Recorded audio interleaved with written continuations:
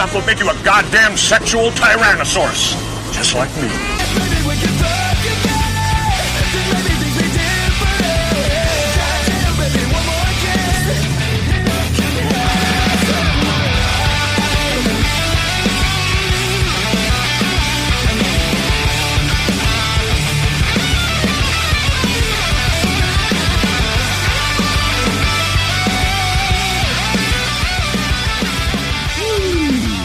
It's a good thing to know musicians. There he is. Welcome, everybody, to another episode of Access Vegas, man. I'm really happy to have everybody here. What a great event we had last week.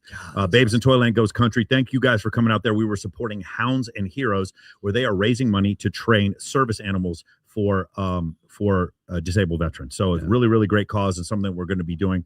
We have another charity event coming up May 16th in Miami. If you guys want to come to the Miami White Party, it will be there. Babes in Toyland with Nalu Bay is going to be doing a swimsuit fashion show.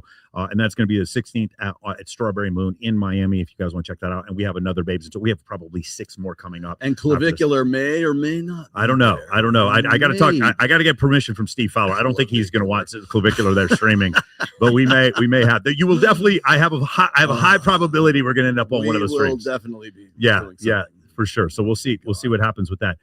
Anything going on with you? No, just had a really good time last Friday. Some of you guys were there. That was awesome. It's pretty awesome. Yeah.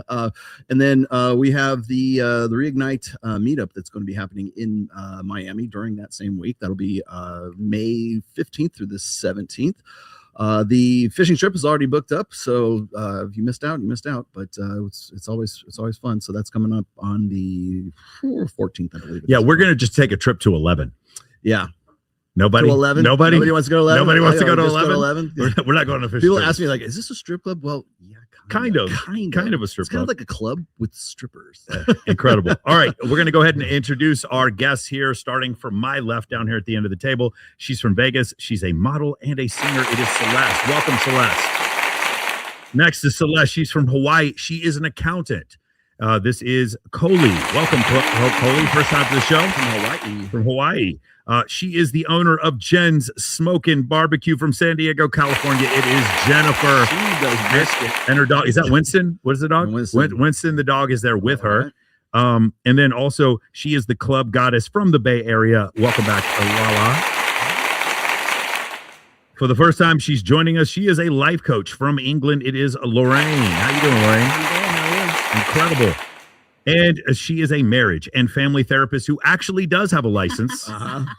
She's from Fresno, California. It is Jamie Lynn. Board certified. She's from Wisconsin. She's a graphic designer. Welcome, Chloe, to the show once again. And for the first time, she is a professional athlete. She's from Boston. It is Brittany Diamond. Welcome to the show. Real last name. That's a real name. She is a student. She's from Rigby, Idaho. Welcome for the first time, Jessica, to the show. Thank you for coming on and checking us out, guys. Okay, so we're just going to get into this. This is kind of the biggest quagmire that we've seen on the internet. Some people are going to see this for the first time and be like, oh, shit, I thought that was real, because a lot of people thought this was real. And what we mean by this is obviously the headline that 62 million men joined a Grape Academy in February. Okay. Logic probably should have set in, and you should have said, hey, let me copy this and let me put this in ChatGPT or Grok or Perplexity or Gemini or DeepSeek or any of these, and then check and see whether or not it's true. And then in about 8 to 7 seconds, you would have figured out that it wasn't true. But a lot of people decided to go ahead and run with that article or run with that title that 62 million men had joined it, even though CNN, who wrote the original article, didn't even say that. So can we play a video? I was gonna say, let me give you another quick build up here, because when this dropped, my Twitter had been hacked. I got it back now, by the way. So my original account, if you're on Twitter and you see me tweeting again, that's actually me. So I did actually get it back. Thank you for all of the hard work that everybody did to get it back for me. But when this story dropped, I was on my other account, and I so wanted to comment about it, but I couldn't. So anyways, here we go. 62 million men. 62 million men. 62 million men. 62 million men. 62 million motherfucking men. If you have been on the social media for the past few days, You probably came across videos that claim that 62 million men attended online RAPE Academy. So what actually happened? On March 26, 2026, CNN published an article that deals with a very serious issue: drug-facilitated sexual abuse, hidden online communities, survival stories, and the way these spaces help men exchange tactics on how to abuse women and avoid detection. And it is not some cheap clickbait story. It is a real investigation with real reporting work behind it, real interviews, and real victims at the center of it. So genuinely, I encourage people to actually go and read that article. But then something very frustrating happened online. Something that almost discredited the great and important work those journalists did. A lot of influencers took that story and turned it into something else. They started saying that 62 million men visited a global RAPE academy. And of course, that spread like fire. But then people started looking into it more closely and saying, wait a second, something here doesn't sound right. And that is where the whole thing starts falling apart. Because first of all, it was not 62 million men. The viral claim was taking a visits number and turning it into men. Second, it talked about the visits on the porn site, overall visits, not separated by gender, specific category, or any other way. Third, the specific RAPE Academy element people were talking about was tied to a Telegram group that the report describes as being around 1,000 members, which is still disgusting, still horrifying, but it is obviously not the same as saying 62 million men attended some online course in RAPE. That is not a small mistake. That is not a little wording issue. That is a massive misrepresentation of what people were actually looking at. And then, of course, some of the people who spread it came back with the usual defense. Who cares if it was men or visits? Who cares if the number was wrong? Who cares if it was misrepresented? What matters is the message. No, that is not how this works. Because the message does matter, but the facts matter too. And this is my issue with it. The original CNN story is already serious enough. You do not need to inflate it. You do not need to lie on top of it. You do not need to turn it into a slogan that sounds better on social media. If you actually care about the issue, then you should care about getting it right. Because when you spread blatant misinformation, you are not helping women. You are not helping victims. You are not helping awareness. You are making it easier for people to dismiss the whole subject and say, here we go again. More fake outrage, more fake numbers, more agenda pushing. And that is the issue here. The journalists did real work. They investigated a real and ugly problem. They spoke to real victims. They put together a serious article. And then a bunch of influencers took that work, ripped the nuance out of it, replaced it with a viral claim, and started acting like accuracy no longer matters because their intentions are supposedly good. But good intentions do not excuse false information. In fact, when the topic is this serious, accuracy matters even more. There you go. And anybody had heard the story before? Who had heard? Raise your hand. Okay, you had. And what did you think, Brittany, when you first heard it? So I think this is a great example of why influencers or people that have a voice on social media should not. I was a journalism major, so I saw this story, immediately looked it up on a credible source and was like, okay, great. How fast is this going to spread? I don't consume much social media. I create. Just real quick. How quickly were you able to tell it wasn't real when you did some investigation? Within under 10 seconds. Under 10 seconds. I saw it on Facebook. Beautiful. Yeah. Okay. No, keep going. So you were a journalism major, and then you saw how maybe. And here's another thing. Would you say that the people who have a bigger following have more of a responsibility to get things right? I wish. Unfortunately, that's not the case. I would like to say morally, yes. But I've been in the social media game now for a while.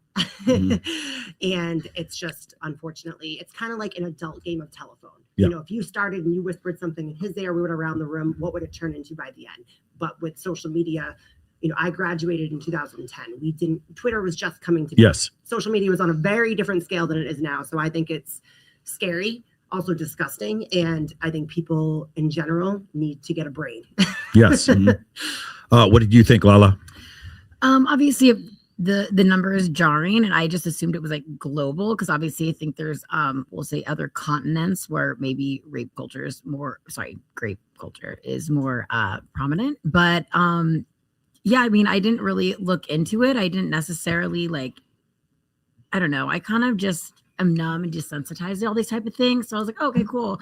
But I just kind of move in a way to where I just, not that I assume that every man's bad, by no means, because I love the masculine, but I'm always going to be like, if I'm in an alley or walking in my car, I'm always going to be hyper aware if I'm in a parking lot. So I move in that way anyway. It's not going to make or break how I live my life. Overall, though, what does it tell you about society that anyone would be willing to believe that possibly a third of the male American population was training themselves to rape women? What is that? What I'm asking you is if that anyone believe that? What does that indicate to you? Anybody? I think we're already divisive. Yeah. In everything. And I think the culture that we have going on right now creates divisiveness. I mean, you look at any type of platform where it's women empowerment even. Yeah. It's like we're empowering but disempowering at the same time. Maybe Or- infantilizing because of the Right. empowerment. Sheryl Sandberg saying that woman who's a tradcon is it's what is it called? Misogynistic. To be a tradcon woman, to be a trad wife. Go ahead. Yeah, I just think people are incredibly tribal. That's nature. Mhm. That's human nature to be tribal, but we've become very divisive in that.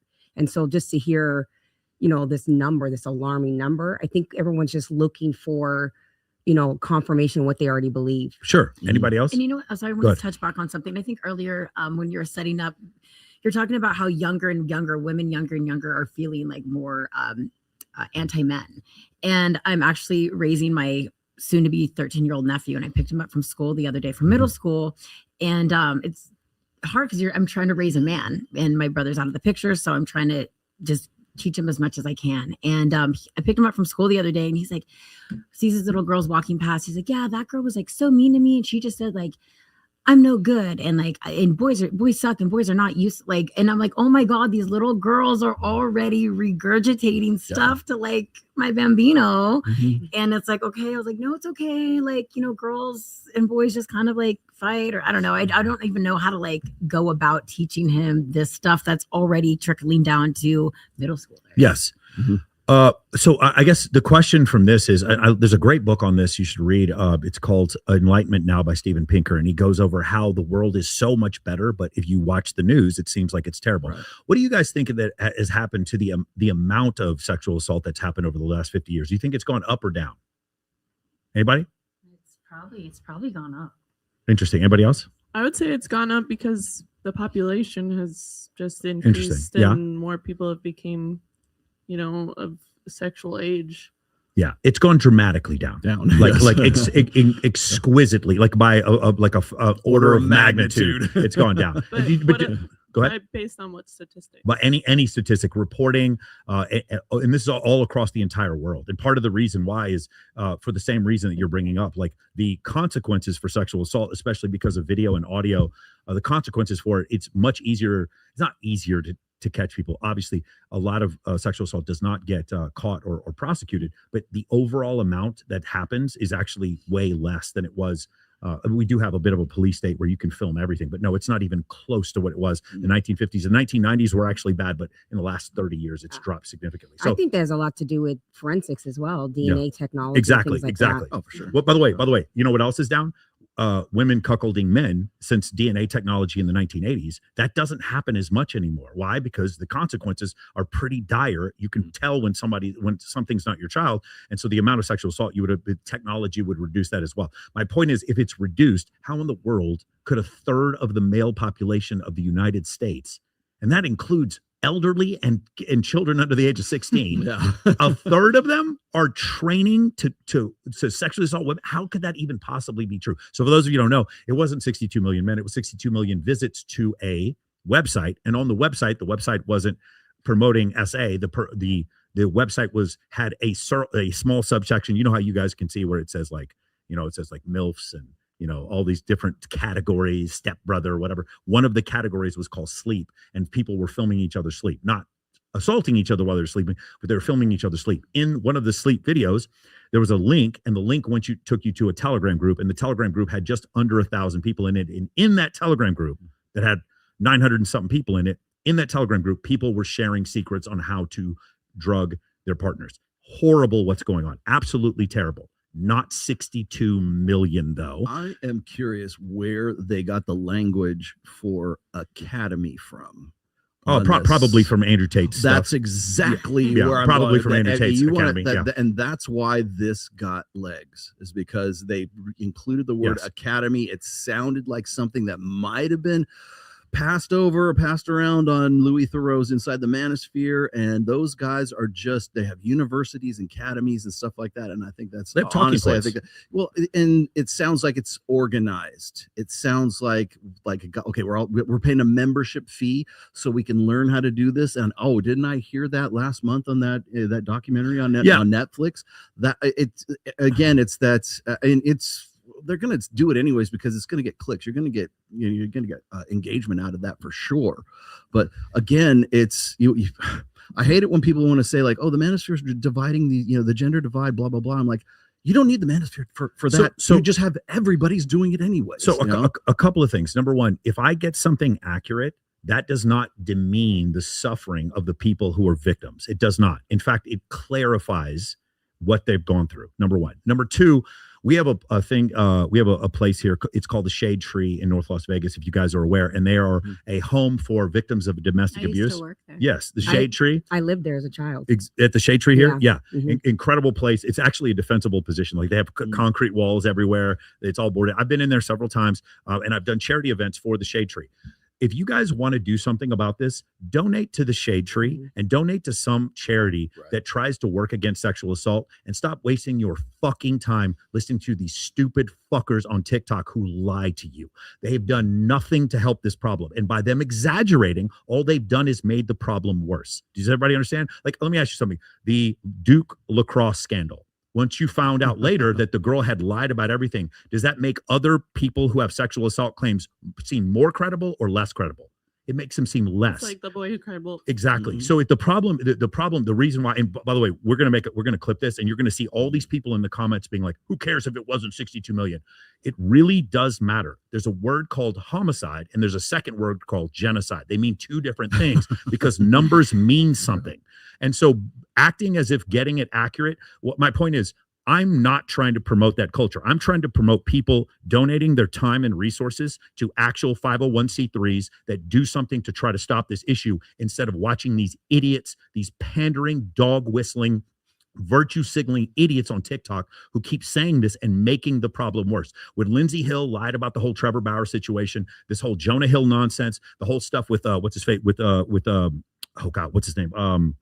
Johnny Depp and Amber Heard. And it turned out she lied about so much stuff. She had won a summary judgment against him before this in the UK. Basically, the judge just believed everything that she said. And of course, the vast majority of time, if someone's claiming that, they're probably telling the truth. They are. But the problem is when they don't, the people who should be most upset about false SA allegations are women. And the people who should be upset about this are actual victims of someone drugging you and taking advantage of you while you're passed out. You should be angry that they got this wrong. And you know who didn't get this wrong? I'll give you credit, is CNN.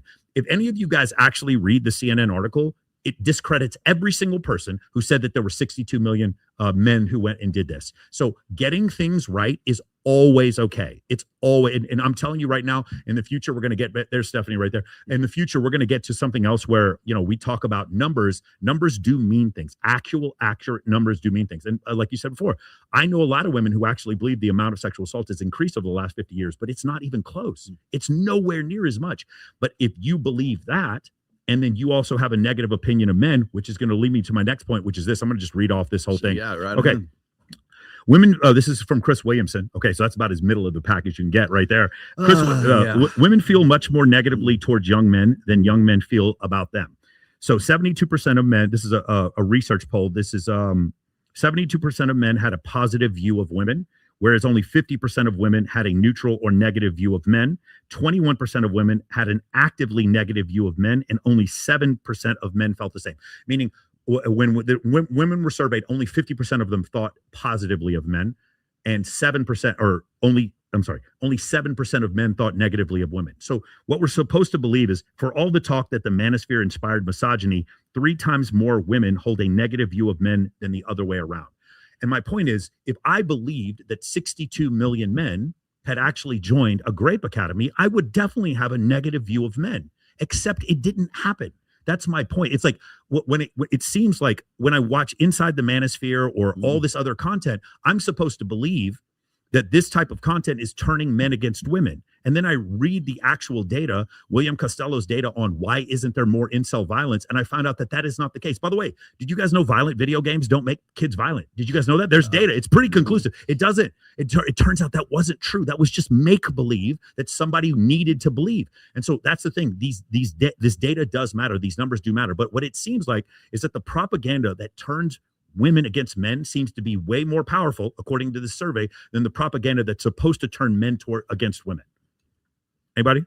I have a couple comments. Go ahead. All right. Aside from the Grape conversation. Yes. We read these statistics, but nobody's asking the question why. Why are women decreasing their idea of men? There's tangibles as to why women are changing their perspective about men. Because men have changed. Yes. They have changed. Women are stepping up. They're becoming more educated. Yes. They're making more money. Respectfully, there's a lot of beta men out there. Of course. So there's a lot of reasons. You don't have to say respectfully. We're the ones. We're the ones who call them men. Yeah. Do you know what show this is? Do you understand what show you're on? But there are women, you know, and again, we're looking at a vague statistic. I don't know what age group these women are being surveyed. So as they got younger, their opinions of men dropped even further. So women under 25, the number was even lower. It was 35%. What's the reason why? Are they asking those questions? Well, I'm curious. We could go back and check, but I'm going to tell you that the vast majority of it is because the overall zeitgeist of this country is in total complete manipulation and control by social media. I mean, there's nothing else. It's not, you don't know, half of you guys don't know who your fucking neighbors are. You don't know the principal of the high school. You don't even, I'll bet you most of you in this room do not know the mayor of Las Vegas. You don't. Who was just doing a live stream for the state of the town. The point is the entire cultural belief systems that we have in this country, no matter what it is, it's entirely coming to us from social media. Entirely? And, what else is there? I mean, it's the chicken or the egg conversation. What came first? How did the it's like you look at media, and I don't disagree with you, but it's like what came first? And when we look at the younger children, like these young girls and these young boys, they're different. Oh, I agree. I think this is the most feminine group of men who've ever existed. We've got to look at both sides of the scale here. You made a great point before where you were talking about dividing us. So if I'm a social media platform, one of the best ways for me to keep you on the platform is to keep telling you that what you believe is right and whatever you don't believe is wrong. Man, it's just correct. Can you imagine that? Can you imagine it feeds you what you already correct? Believe. Can you imagine the algorithm in all good conscience, you being a flat earther and it giving you flat earth content? I know for a fact it does that. No, I know that. So the thing is, your belief system, what I'm saying is, if you all automatically have a belief system, it's going to lean you more into that extreme viewpoint till you see more content. And for me, one of the things that I've done is I highly recommend you guys check out Ground News. It's an app called Ground News. And it shows you the left or right leaning of every story and the factual nature of it. And it keeps trying to show you stories that are in your blind spot that you might not know about.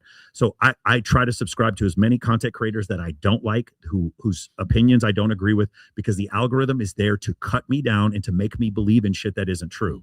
Like 62 million men joined a rape academy. Right. And so my point is that comment, the fact that many people spread that nonsense, and by the way, a lot of them were men. That to me is part of the reason why 50% of women have an unfavorable view of men. The other thing that you mentioned is also terrific. In 1972, there was 15% more men than women graduating from college. In 2019, it was even. In 2026, it's now 15% more women than men graduating from college. And I think the number's actually higher than that. I think you're 3 times more likely to get you're 3 times more likely to get a master's degree if you're an African-American woman than if you're a white man.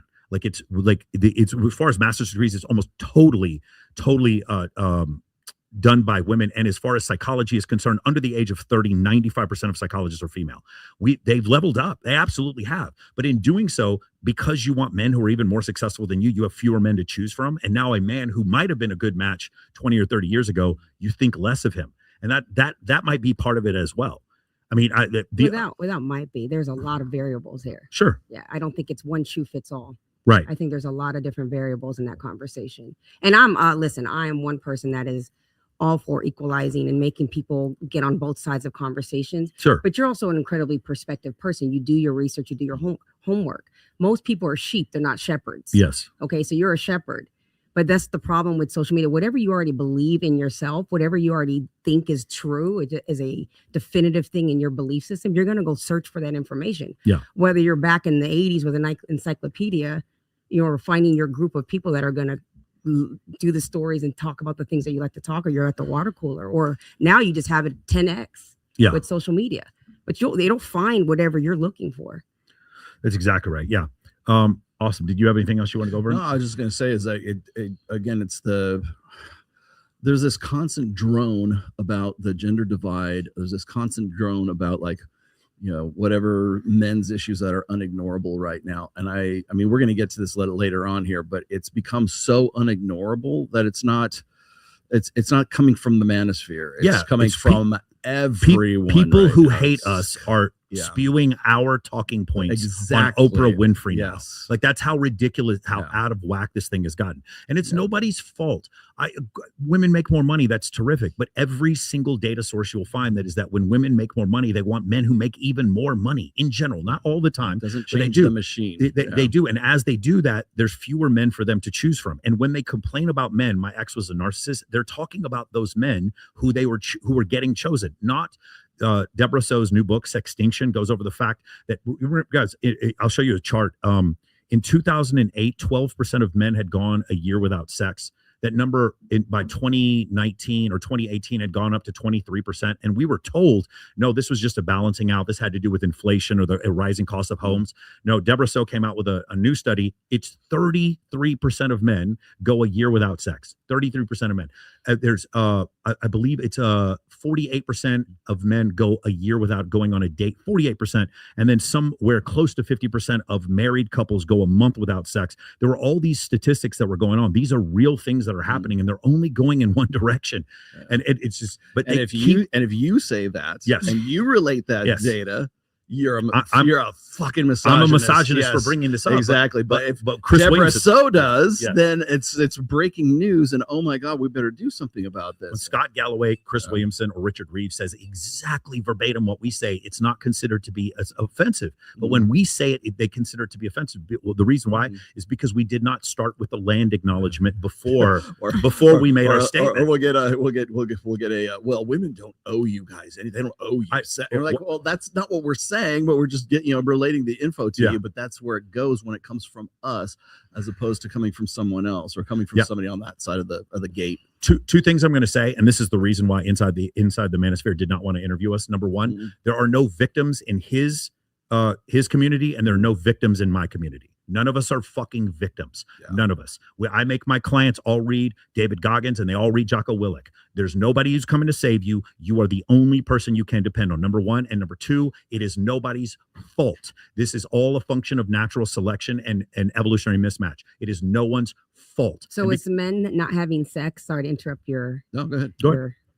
Your rant, but so are men not having sex part of the natural selection? Then these poor guys that are going a whole year without sex? Evolutionary mismatch. That last show, It's evolutionary mismatch. Okay, so do we want to mess up natural selection then, or should those men just go without having sex?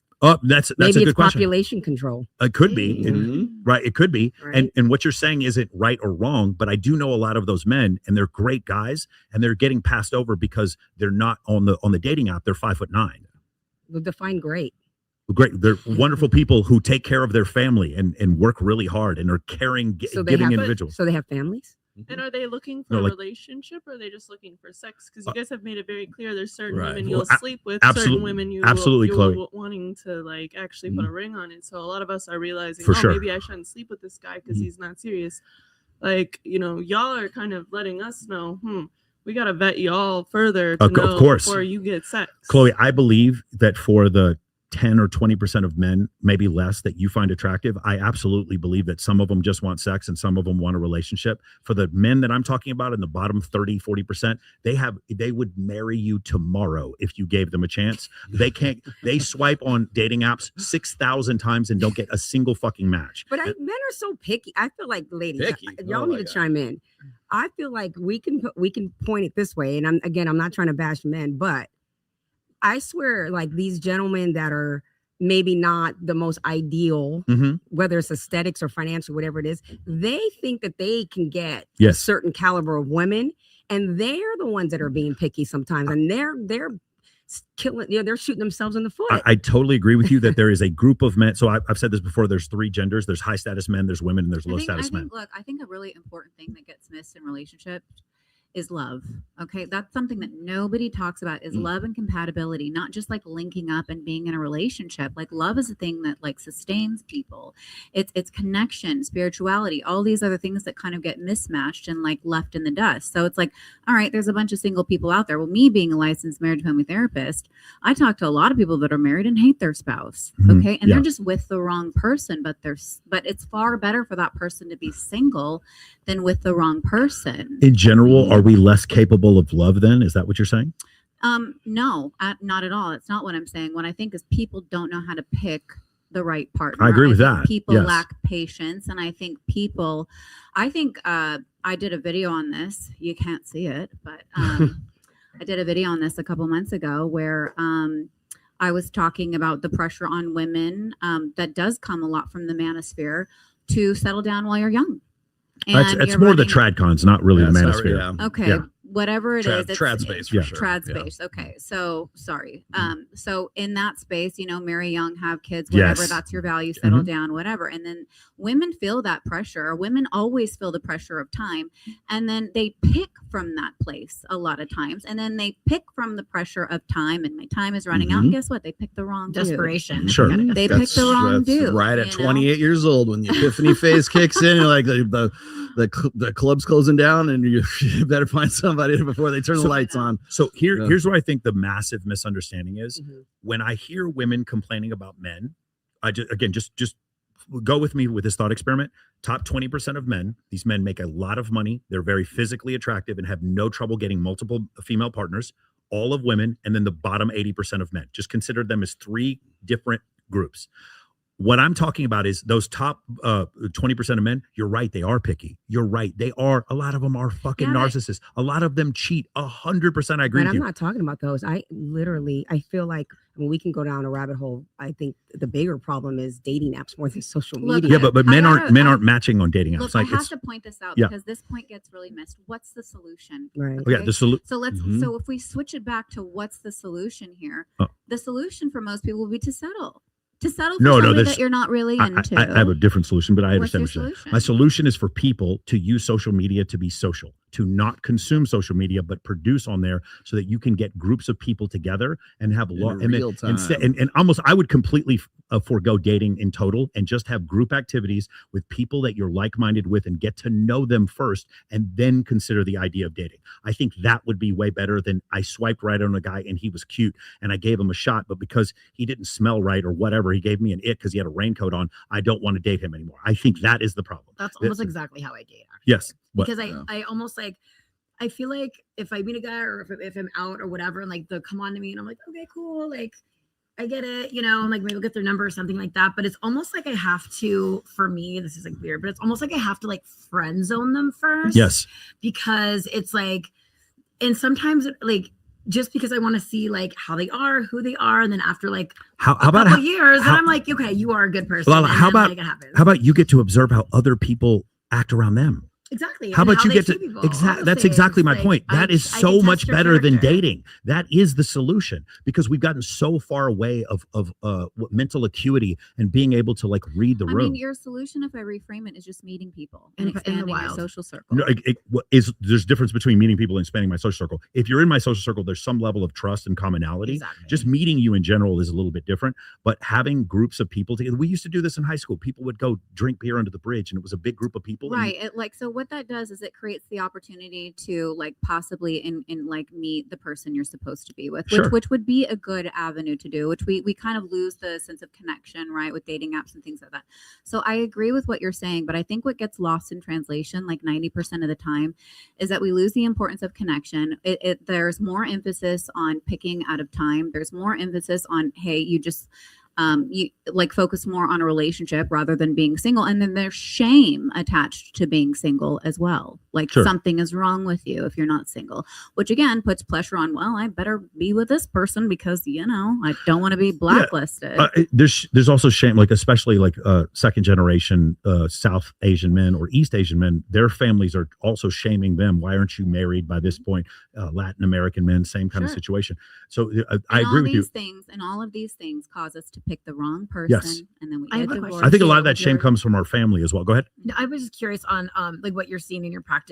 So it's out of time and desperation, or this person will wife up with me, and so that's fine. Yeah. But do you find maybe women in particular, are they like you said, it's we're going past love and connection. So are you just seeing people that are trying to be okay, a high status man, or he's good on paper? Are they going for the good on paper guys? And in Vegas, I see something very different. Well, this is a whole different world and element. Vegas is different. Are most of your clients out of here? I see clients kind of in California and Vegas. Which is different. So it is different. But I will say, gosh, I lost my train of thought. I think overall, what I see is this. I see people that are attached. I don't see people in love. Got it.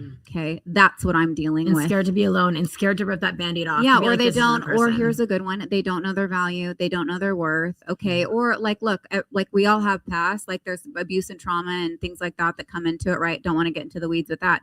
But there are a lot of, like, most people are not with the right person. Right. And that's a really unpopular opinion, but it's true. So when people come to me for marriage and family therapy, sometimes my advice is you shouldn't be with that person.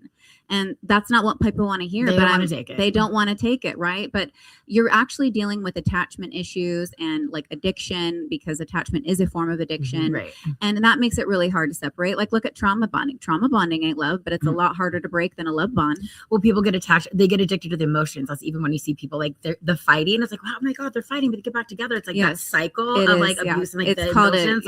it's called an intermittent reinforcement schedule, and Vegas is known for that. Yep. Oh my God. Yes. Your point about dating apps, what were you saying? I was saying that I think that that dating apps are a big part of the problem. I mean, personally, for me, that's what I think, because I feel like what happens is it creates this idea of superiority. Like some people think they're better than. From whom? Like, you understand that women get Depends 17. Women get 17 times as many matches as men on dating Well, apps. even for some women, I mean, you could look at certain women that, let's say that none of that existed and we were just all out socializing and creating bigger social circles and things like that. You wouldn't have 1,000 guys coming up to you. Right. No, I understand. And so what happens I don't think it's for the inflating men's ego at all. A dating. No. What I'm doing is I'm taking the man's side. Sure. You just gotta let me finish. Okay. So what I'm saying is that for men that are out there trying this avenue to date, there are women that they're, and I hate to put women in categories, or, there's people who put them in a number of categories of what have you, but they'll look at a woman who would maybe in a social setting wouldn't have as much attention on her. And for so many reasons, whether they're using, filters or what have you, they can paint a picture. And so they think they're in a category that they're not, and they become over selective, and it leaves men feeling discouraged. I need to get you an affiliate code. That's exactly that. Yeah. Matt Walsh absolutely made a video where he just destroyed dating apps. Do you know 7 men for every woman on Tinder? Like, Matt, you guys want to go to a party where there's 7 dudes for every woman? I also see this too, to your guys' point, because I also agree with this. It's like, well, I have this many Instagram followers, and somehow they think they're a celebrity. Yes, but again, that's a metric of their ego. Again, that's not the bottom 80% of men, though. They're not going, I have this many. Go around the table. I meant that more directed towards women. Oh, sure, for sure. Go around the table and ask the question, right? Where did you meet your boyfriend? Last 3 guys you dated? Where'd you meet them? Where'd you meet them? The last one I met when I was out in a social atmosphere. I was Did with a you have girlfriend common and friends? networking. No, but I was at a networking thing. He was there. Okay. Yeah. Did you go up to him or he come up to you? He came up to me. After he came up to you, what was the first thing you checked? What was the first thing I checked? Did you ask about him? Did you check him on social media? Anything? I didn't go into social media, but I'm grown. Okay. Okay. I know how to have a conversation. I think I can vet a person through conversation. Perfect. Okay, cool. Yeah. I'm not disillusioned by someone's social media. And what you just said there is key, because I think the dating apps goes back to the social media culture. And like you were just saying with the stats, all the women under 25 hating on men. It's like, they get this dopamine rush from being on these apps, men and women. They're like, oh, I'm so hot. I'm getting the likes. Well, maybe not the men in your case. You're saying they don't match, but maybe I know women that go on there to get their OnlyFans increased or get funnel marketing. I would say of the very attractive women on dating apps, more than 50% of them are trying to get guys to go down an OnlyFans funnel. And whenever I bring that up, there's a bunch of girls on here who are on OnlyFans that start looking around like, that's what we're doing. And like you said, people do not know how to have a conversation. It's absolutely disgusting. Yes. I remember I called my mom. I've been in Vegas for 4 years now. I remember I called her, I think it was 3 years ago. And I said, I'm sorry, Mom. I know I'm your only girl. I hope I'm not disappointing you. I just don't think, I have a successful business. I'm starting another one. I don't think marriage or kids are in my cards. And she was like, baby, don't say that. You can meet someone tomorrow at the grocery store. And I was like, but Mom, what I'm telling you is if it happens, awesome. But I'm also okay with being alone. I love my business. I love my clients. I find joy in the small things. And she's like, it's okay. You might meet someone. And I wasn't. God. And I actually am getting married. Not really listening. I'm getting married next year. Nice. Which is crazy. Absolutely crazy. Because I'd kind of given up on dating and just, it's like, okay, But you were fulfilled in your own life and your other things, and you don't feel like you have to be tied to marriage or like the identity of that. Yeah. Well, you said you gave up. That's a very specific thing. Why did you give up? Maybe she's part of the 50%. I think because I was so like, I would be very honest and upfront with a man, you know, they would see my social media. I'm like, hey, look, being an athlete, it's how I make my money. This is what I do. But I want you to know that I put my phone down. I don't sleep. Like, it's not my life. That is how I make money. Right. Can you handle that though? And a lot of the men didn't know how to handle that because they said they could. And then they would see me working, you know, 5 a.m. to 10 p.m. some days. Oh yeah. And yeah. They always, like, I wasn't expecting that. And I'm like, well, I told you. Yeah. That, exactly. Yeah, I've seen that. I have it in the reverse where the girl's like, I really like dating this super wealthy man, and then to realize he's on the phone all the time, and he's all exactly. When the guy Is first the man over broke though. When the guy came up to you the first time, did he hit on you or was he friendly? Like, what was his approach when he first? I felt like he had great masculine energy. Okay. He was a gentleman. Okay. He offered myself and my girlfriend a drink. Okay. And I normally do not accept drinks from men. Yes. Because you can't, they're paying to stay and I want them to go away and I can buy my own drinks. There you go. And I don't mean to sound jaded, but that's, you know, but the way in which he approached was very confident, you know? And so, and that sparked a conversation between the two of us. Last 3 guys you dated? Yeah, all in the wild through friends. In the wild. In the wild. In the Yeah, wild. on the wild through friends, the like friends of field. friends. My ex-husband I met when I was working at Story nightclub in Miami. Yeah.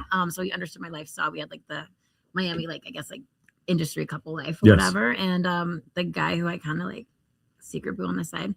Not the side, I don't like anything, but yeah, that was through. Well, he knows he's on the side now. He does now. No. Yeah. Go ahead and send us a super chat. I don't even have the main guy. He's like the main, but it's just like quiet. There is no first place. They're all in second place. Yes. Is that it?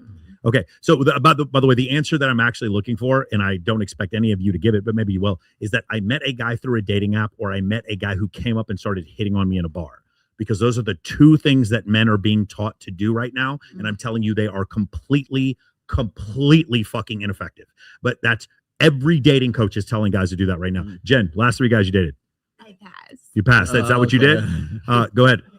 Well, Cola. confusing. So the one I'm with now, Yes. I actually met at the bar. Okay. But I wasn't approachable at the bar, so he contacted me on social media. So he saw you on social. He saw you at the bar, and then he contacted you through social media. What made you respond to him? He was hot. No, it was just a very odd conversation. Like because where I'm from, Grab the mic. Really small. Oh, sorry. Where I'm from is really small. Okay. So pretty much everybody. Everybody knows each other. We do have a small variety of men and women because everybody knows each other. What city are we talking about? Hilo. So I live from Hilo. I'm on the Big Island. Okay. Our population is very small. Did you- Everybody's related to each other. Everybody moves around each What other. was there any did you look at his social media at all once he started contacting you? No. You didn't look at it all. You I just didn't. looked. You just read the message. That was It it. was just very. It was. I think he added me Mhm. and started liking everything, and then I seen a story of his that. So you did see a story so of I seen a his. story of his. Okay, got and it. That's what made me write to him. That's what made him write to you. Okay, so Yes. social media. Thank you once again. How did you meet the last 3 guys you dated? Speak in the mic. In the mic Right, front right. there, please. Straight up. Yeah. 2 of them like social media, and then one I seen them I guess in person, or like we seen each other in person, and then it's like same thing with. Did you have any her, common they reached friends? out. Oh, he just reached out. Yeah. 2 of them no, and then 1 yes. Okay, got it. Welcome, Stephanie Fry, to the show. Stephanie, last 3 guys you dated. The last guy I dated was Randy. I actually met him probably at Babes the Toilet a year Yeah. and a half ago. Okay, so that's a social event? And it was on accident. Like Yeah. I didn't know I was supposed to bring a present, and we were just there at the front. Yeah, I was there at the front. Like my girls Mia invited me to come, and it was just a coincidence. And I'm talking to the front guy. He's like, "Oh, you're supposed to bring a present." I'm like, "Oh, I'm sorry, but my friend's right there." And Randy overheard me, and he's like, "Well, I got extra gift cards." And I was like, "That's nice." So that's how we started the conversation. And So an exclusive event. it was an exclusive Yes. event. We walked each other in, and we exchanged like, "Where are you from? Where are you from?" We're both from Texas, and we just kind of hit it off from there. Before that, was anybody else that you dated? I just want to know. I don't need to know the details of the day, but what I'd like to know is how you met them. That one was Randy. Uh-huh. 2 prior was on Tinder. It was on Tinder. You met them on Tinder. Mhm. Okay, and then you just matched with them on Tinder, and that worked out. Okay, cool. How'd you meet the last 3 guys you dated? So actually at the club and on dating apps. At the club. What do you mean? So what do you mean at the club? So one time I went with a group of people, and then I don't know. We were just kind of dancing in front of another table, and one of the people invited me, and then I started seeing the guy for like months after that. Okay, so you met him because they brought you to the table. Was it any of your common friends? No, I had no idea. And then which dating app did you use? Tinder. Tinder? Yeah. You just met him and you just saw a guy you thought he was hot and matched with him. Yeah, and married him. And married him. It's incredible. I don't recommend it. What was the thing that caused you to swipe right on him? I thought he was attractive. And then once we kind of talked, it was one of those things where maybe now that I'm in therapy, maybe it just was one of those things where I was lonely. I was a single mom. And if I would have been in a better mental position, I would have realized the trouble that I would have caused myself in life. I don't even have any commentary. That's exactly right. Yes, exactly. Brittany, what would the last 3 guys you dated? Social media. Speaking of the mic. Social media / introduction from a mutual friend. Okay. Podcast interview. Bumble. Bumble. Okay, so tell me about the Bumble one. What made you swipe right on him? I was. Oh God. Were you still? So you were a strong woman, and then switched to bodybuilding. Yes. Was he also in that arena? No. So Bumble. Okay, this was probably 2018. Mm-hmm. Yes, I remember actually it was yesterday because my roommate and I at the time were like, we're going to try to go on 2 dates a week. One will be for free dinner. One we want to be for a real connection. Yeah. Okay, I was in my 20s. Can you move this way? By the way, you're almost off camera. Yeah. Move your whole chair and everything up towards us. You're almost off camera. Go ahead. Go ahead. So I remember I was like, okay, I'm just going to swipe. I took the train into work. I worked at Boston Business Journal at the time. And I was just not having luck. And then I saw this one guy. He said he was a former Marine. I liked his tattoos. And I was like, okay, he doesn't look like a bot. And it's someone that does not go to my gym. And I swiped on him. Okay. We were in a relationship I almost married him. Luckily, I did not for 5 years. And then I found out he was still on Bumble. Hilarious. Yeah.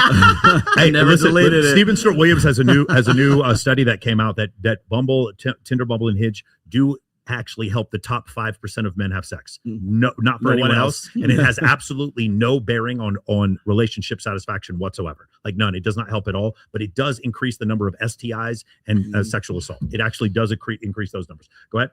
I definitely believe that. Go ahead. Speaking of, turn the mic towards you. There you go. The guy I'm with currently is a photographer. I'm a model, so we were introduced by mutual friends. Okay. And then the one before that was a coworker. And the one before that, I'm also met him at work. Okay, got it. And then yours was on a sign. Do you really want to know that story? I mean, I went to his work, right? Yeah, I didn't know he was working. It's social circle.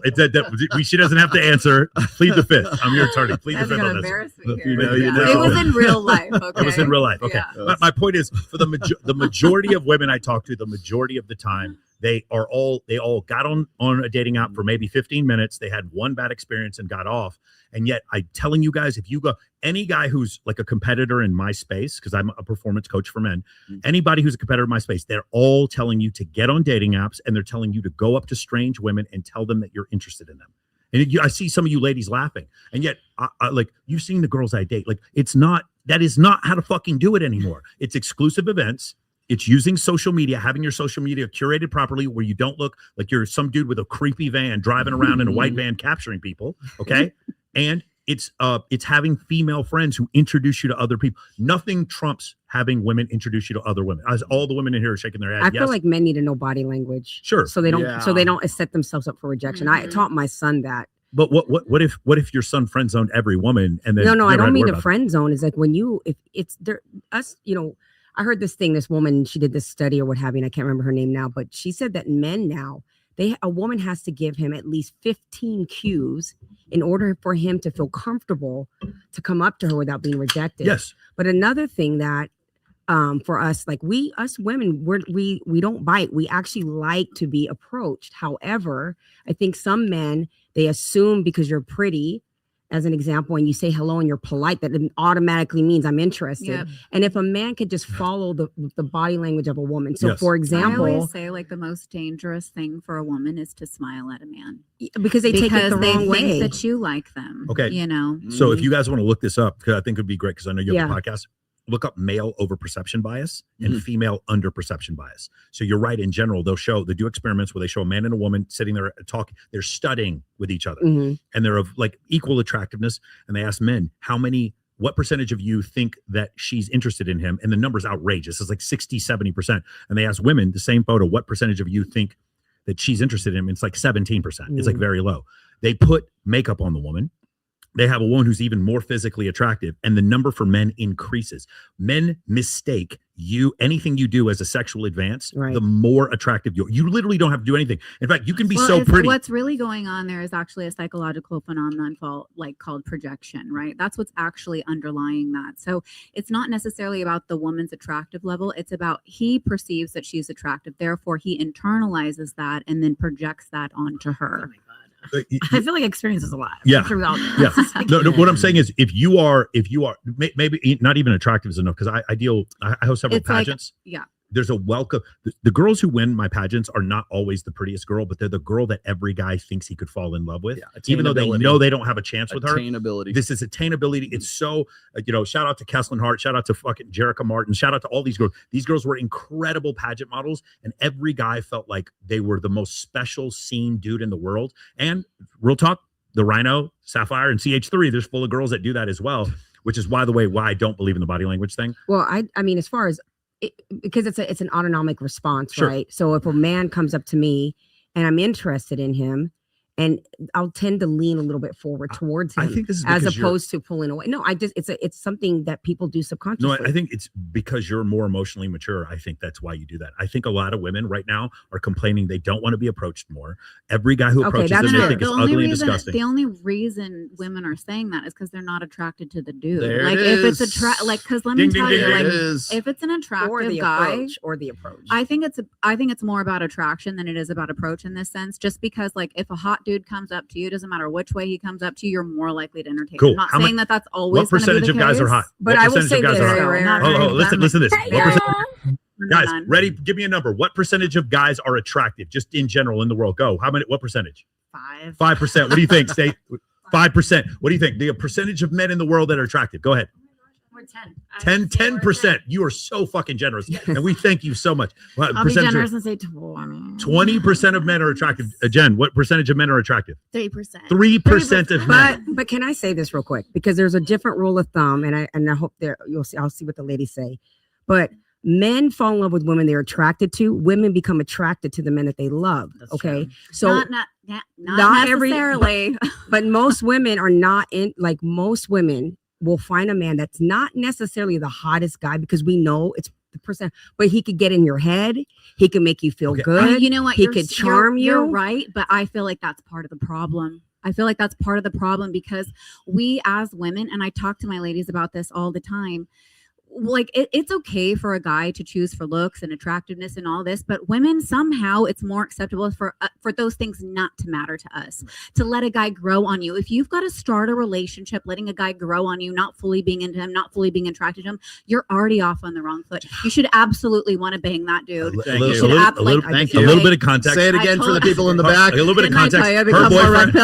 Her boyfriend is the most attractive man in all of Clark County. Like, it's not even. Yeah. Wait, you've seen her boyfriend several times on billboards. Yes. Okay. I got a good video to follow this up real quick. No homo. Let's watch No this. homo. Mostly just want to fuck, and a lot of them are ugly. What do you mean a lot of them are ugly? What percent of them are ugly?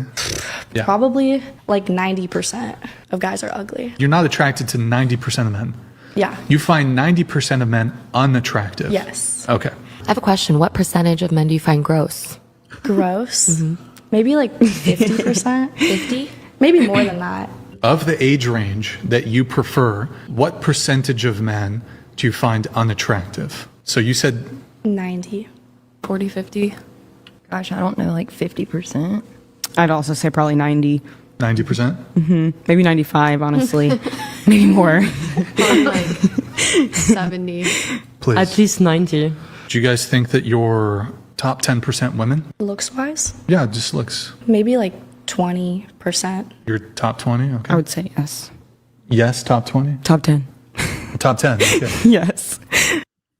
You know what? She's not wrong. She's probably in the top 25 because she's not overweight. Yes, that's why. So here's the thing: you guys understand? Jamie, everything she's saying is correct. But now I've got to be in the top 3% of men for women to want me to come and approach them. What the fuck? Do you guys understand how crazy that is? I'm not going to say the word delusional. There are several other podcasts you can go and listen to guys say that. I'm going to say the math doesn't work. We are going to be a population of under 100 million people in 30 years if that's what we're going to. One of the top 3% of men have to come and approach me, and then it's okay. Or we could do what I said before, which is have a little bit more of a communal dating environment and stop going on these stupid fucking dates. Anyway, I hate to say this, but I think if a man has a big enough buck, she will fuck. I don't. Okay, that is true, and I hate to say that, but that is the way it goes. Women, talking about money. Talking about money. Yeah. Oh, girl, I thought we were going somewhere else. I thought we were going somewhere else. I was like, wait, we're already going viral now, but that was. It's the truth. A woman want men to be providers, like you said. No matter how much money women make, they want a man to make a little bit more. Hey, can I just because I've heard you, I've watched some of your podcasts, and you and I have been friends for 6-7 years.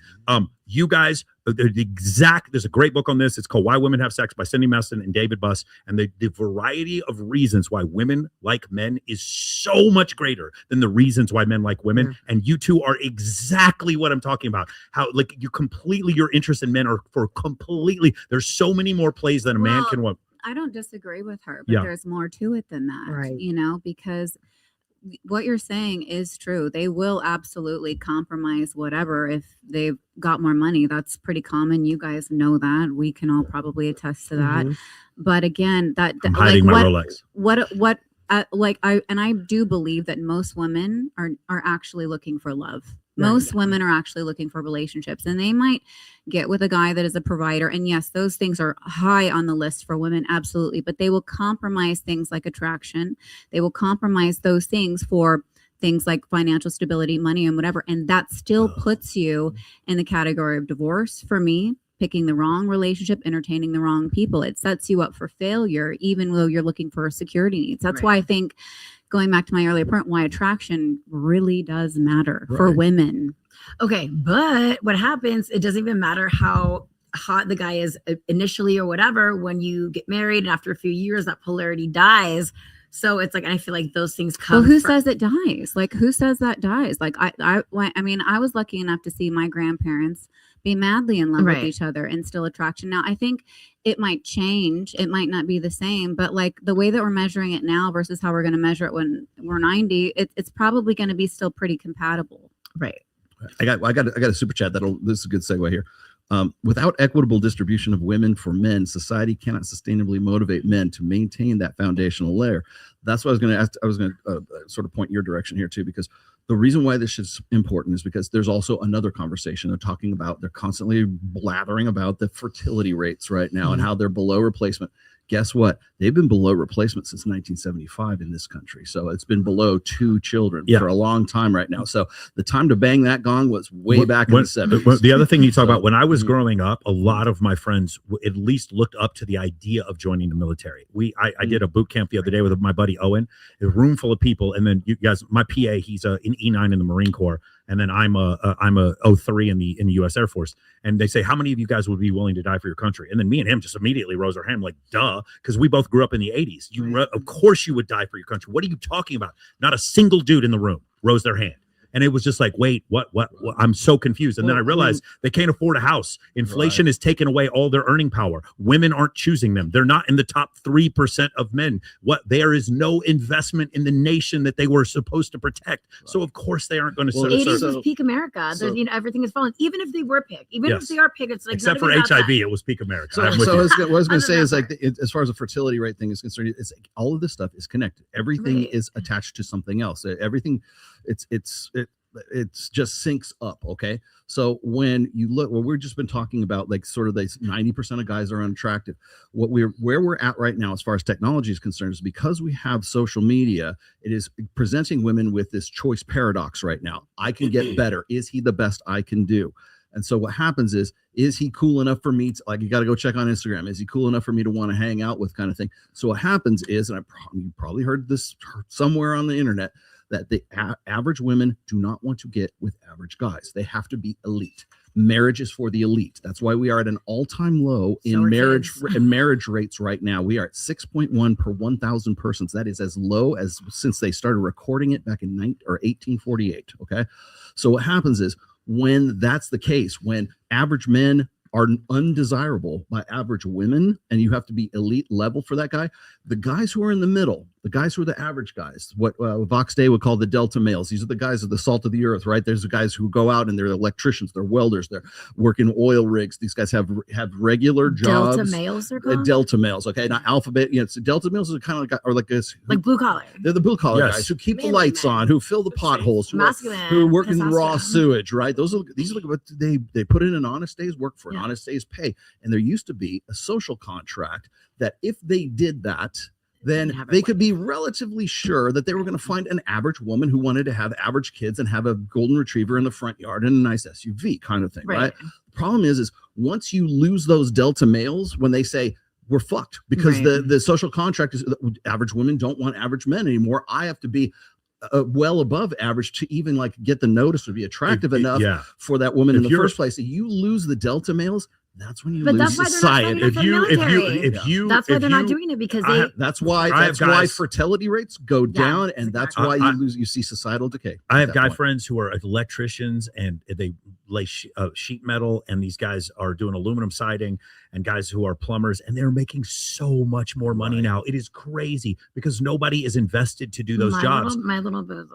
Here's the thing: if I'm an aspiring lawyer, I get more attention from women than if I'm a plumber who makes $700,000 a year and I own a bunch of trucks because of the perception. Lawyer being the top occupation that women find the most attractive, and it's a mismatch. It's a mismatch that happened. One other thing I wanted to talk about, remember the thing we talked about before, where women in general found 50% of men, they had a positive view of men, whereas men had 71% for women. For women that were educated, it was 31%. That 31% of them had a positive view of men. For women that did not go to college, it was 61% of women felt that way. And one of the reasons why that might be is because of earning potential, and also because college is not a place where you're being taught in courses that men are successful or anything other than Ted Bundy or Homer Simpson. Or it's because they're less dependent. And they don't need to. But that doesn't make you. But I'm not dependent on a woman to keep me from being safe going to the car. But I don't have a negative of view of them because of that. Well, it's like you're equating that with like a marriage stat, though. So like that was how you were measuring it. No. But your viewpoint of men decreases because you went to college. I think it's a lot to do with how you're treated. And again, there's always. Okay, wait. Tell me specifically what that means. What is the stat there? Like, what are you measuring? So it was working class women versus white collar women, and white collar women who had a bachelor's degree. 31% of them had a positive view of men. For women who did not go to college, it was 61%. What does that mean? Positive view of men? It's just it's a survey, and they probably had 7 points. Like, I think men are positive. I think that's such a weird thing to measure. Like, how does one even measure that? You just do a survey, like Pew Research would do a survey. Or you could do like John from It's Complicated and go around Fremont and just ask random women, do we need men? And like every last one of these chicks is like, no. Fuck no. Okay, and they go and they ask the same question to guys like, do we need women? And they're like, oh, yeah, we love women. What are we talking about? Okay, let's get to her thing. Yes. Now. Let me get one more. Got some super chats here real quick. He says, hey, Michael and Rolo, love the show. Question for the panel. If all men disappeared tomorrow morning, would the ladies be able to maintain their community and society they live in every single day? Butch lesbians exist for a reason, but we'd figure it out. I mean, we love men and we love that they build things and do things for us, and they are great. I'd say if half of men disappeared right now, you and me would not be able to maintain society. Well, fortunately, I know a really great guy, and his name is Aaron Clary, and he's written a book called A World Without Men, which explores exactly this. So if you would like to know, just go pick up that book, because he's an actuary, and he goes into all the numbers and like what would happen if men were gone for 1 week. What about the island of Lesbos, where all the lesbians were? The electricity for that island comes from men. Yes. Can we? One last one. I genuinely trust both of your opinions. I have to ask, how the hell do I save my stubborn bros who are down? Or do I give up and come to terms with the fact that some of these guys don't want to do better? Yeah, in general, most people are driven by average. Average is really, really easy place to go to. It's not a fun place, but it's a very easy place to go to. Average today is overweight. Average today is in debt. Average today is making under $65,000 a year as a man. Average today is addicted to vapes. Average today is addicted to marijuana. And you think that you're a sports bettor. That's what average today. Average today, you don't want to work hard, so you invest in crypto and think that it's going to go to the moon. That's what average today is. So you're right. The force of average does make a lot of men. It's a lot easier. Hey, man, I don't have to deal with women. I could just, jerk off to this one. Average is convenient. Average is very convenient. Listen, the beta males still get to eat. The beta males still get to eat. And every once in a while, they can take a trip to Colombia and have some fun. That's what the beta males get to do. So average goes back to that victim mentality. Sure. I know we want to move on, but when you said that, I was like, I know I liked you because I used to preach about the victim. I used to coach full time. Yeah. I don't do that anymore because I couldn't deal with the victim mentality. Yes. I was like, I can't. Because they almost want to stay there. Just like, they want to stay they there. want to stay and, they get addicted to their down. Victimhood is an opiate. You have to think of it as an It is an opiate. There's another one here. This is Steve-O. He's part of my Reignite group. Men these days are not as driven to higher paying jobs like women. Men have become too relaxed. Sure. Yeah. Or dependent on women. Okay, let's do it. Too. So codependent for sure. Okay, so Jamie, why are you here? Okay, guys. Tell us why you're here. I mean, before I queue up this video for us, tell us why you're here. All right. So I don't know if you guys saw the last Access Vegas that I was on. Maybe some of your viewers remember, but I came on as a critic of Sadia Khan. Sadia Khan is a well-known psychotherapist, or she presents as a psychotherapist online. She has a huge following on social media. She's been on every kind of podcast, every kind of show, every kind of everything, and she's known for giving life advice. And I think she is a fraud. So I started openly criticizing her along with some other influencers and people. And there's plenty of evidence to support that she is in fact not a psychologist. She is not a psychotherapist. She flips these labels around. She has abusive behavior online, which I've got tons of screenshots. She's been abusive to me online. She will call people fat. She will use pig emojis under everything. She misrepresents the use of her titles. I actually got her in a thread to admit to me that she was not licensed. And she played it off like it was no big deal, right? And I was like, you can't use the term psychologist and psychotherapist if you're not licensed. And then she calls you idiot and stupid and fat. And then, Who here is aware of Sadia Khan? Raise your hand if you are aware of Sadia Khan. That's impossible. You wow. All of you. Wow. Okay, good. All right, just want to make sure. Okay. Well, good. This makes it easier. Isn't she also a side chick? Yes, she is. That's a true statement. Side chick. That's a real job. True statement. Yes, that's a real job. Everybody's like, play the sound drop. Play the sound drop now. She does have a license for that. For being a side chick, she actually is qualified and licensed as. She is qualified to be a side chick for sure. Yes. My new ringtone. Yeah. Oh my God. So I started making some content and doing a bit of research myself, and her degrees have been doctored. That's pretty well known now, along with her abuse online and then my own personal interactions with her. Anyway, my videos got noticed by her, and that's when she started attacking me. And I mean like absolute harassment and an obsession at this point, to where she started making false accounts. Now I had some fun with it, and I was like, all right, you want to make some fake accounts and like act like it's not you. It's so obvious that it's you, and I'm going to show the whole world that it's you. So that's exactly what I did. So you'll see kind of in this video how some things started and went about. Let's go about this real quick. She's had 23 videos taken down, and now both of her accounts were permanently deactivated. I want to get to that in a minute. Ahead. I want to set it up and then tell you what happened after. Go ahead. Okay. Right. Is it this one? Not the sharpest tool. Oh, her. That one, that's a good one? Yes. Okay, here we go. In the shed over here. This has got to be one of the dumbest things I've seen in a while, and I mean that clinically. Now, for those of you following this, you know that I've called Sadia Khan out for her bullying, her abusive behavior online, and just for her fraudulent degrees and educational background. Now, Sadia Khan has blocked me online, but she continues to troll me through her fake accounts. Now, I've got to walk you through some of this. So a couple months ago, I did an expose on how this is one of Sadia Khan's fake accounts. Go to my page, Pink Pill Therapy, if you want to see the expose video on that. Now, the account has since resurfaced on my page. It is the same username, different profile pic, but same nasty comments.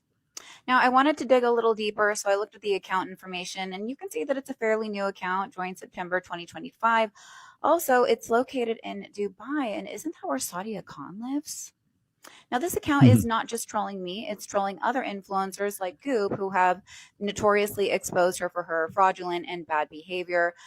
You can see that this comment was actually left under Dr. Jeff Rosenberg's video where he's seen doing a chiropractic adjustment on Goop. Now, I thought this was interesting and worth pointing out. In her recent troll, Sadia starts tagging another influencer called Jillian.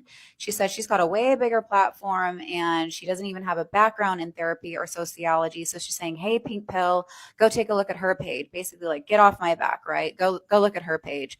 And then this is like the cherry on top. She says she gets away with it because she's not attractive. So they just assume she's smart. Now, if you're familiar with Sadia Khan's content, you know that she frequently positions herself as the target, saying that people criticize her for being too pretty. Now, it's pretty obvious what's going on here, but instead of getting stuck on that, let's take a look at the mindset of a person who behaves like this. Now, I would expect to see a lot of these things show up if somebody was struggling with NPD. For example, you've blocked somebody, but you continue to monitor them and harass them. Very egocentric, ego-driven behavior like I am better than you, a sense of superiority, entitlement, I'm just so pretty and that's why people hate me. There's zero insight and reflection, zero accountability, zero empathy. Also deflection like, hey, like go look at this person, like go focus on her. Honestly, this behavior is so transparent, and what is so interesting to me about NPD, narcissistic personality disorder, is that they don't know what they are a lot of times. Their cognitive level of awareness falls so far below their ability to have insight and introspection that they think that they're fooling the public. They think they're pulling the wool over people's eyes. My message to you, Sadia, is quite simple. Do you know who your audience is? Because I'm very clear on who mine is. Okay, so I think that was the wrong video, but anyway. I have the other ones okay, yeah, too. I think so that's a little bit of kind of like our history, and you can see that she's trolling me from a fake account. Well, I did something. Why don't you pull up the next one? Yeah. Because this is the one where I can kind of show people what's been going on. And you can stop me in the middle so of it. You guys understand when people come at you with fake accounts, you can actually see when the account was established, where it was established, and then sometimes there's unique identifiers like email addresses and phone numbers. So go ahead. Hey everybody, here we go again. I just caught her in another lie. Okay, so for those of you that don't know, this is actually Sadia Khan trolling me from a fake account. And, you know, I expect this kind of behavior from Sadia Khan. This is a clear example of like narcissistic injury, but I did see something else interesting today. And that came from this account right here. So at the same time that Sadia Khan is defending me from her fake account up here, this other fake account pops up and also starts to defend Sadia Khan. Now, this account also doesn't follow me. You can go to their profile and see that they are also based in Dubai, which is, you know, where Sadia Khan lives. So there's that. But they have the same talking points, the same cadence, the same insults. So, I mean, it doesn't take a rocket science to figure it out. But I thought I'd take it one step further. So at the same time that this fake account, which is Sadia Khan, is yeah. Sorry, go ahead. Well, okay. So I think that was the wrong video again because my whole thing got messed up. What I end up kind of, you can just fast forward the video to the, like, can you fast forward it a little bit? Because I ended up repeating myself. Sorry. If I may get up to speed, how did this even start? I had, Sadia Khan had been on my radar for a while, and her messaging, me being a licensed therapist, I was like, she's full of shit, right? Like, I just knew that she was full of shit, and there was something about her in my gut that just didn't feel right. And so it caused me to kind of review some of her content. Things that she was saying just didn't really align. If you're a licensed professional, you don't really do things like that. And I just felt like she was a grifter. Right. And so I was like, let me check her out a little bit, you know.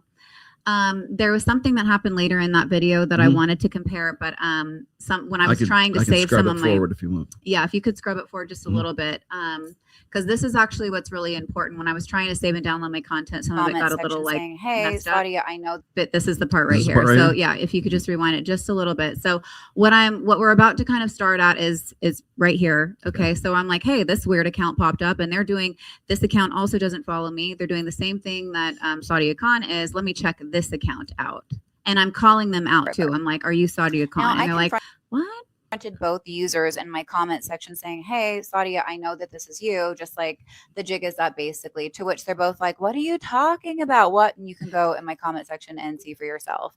But I decided to do like a reverse search, basically, to see like if I plug their username in Instagram and I act like I forgot my password, what phone number would each account direct me to? And you can see that each one of these accounts, when you plug it into Instagram, goes back to the exact same phone number. So these accounts are in fact related.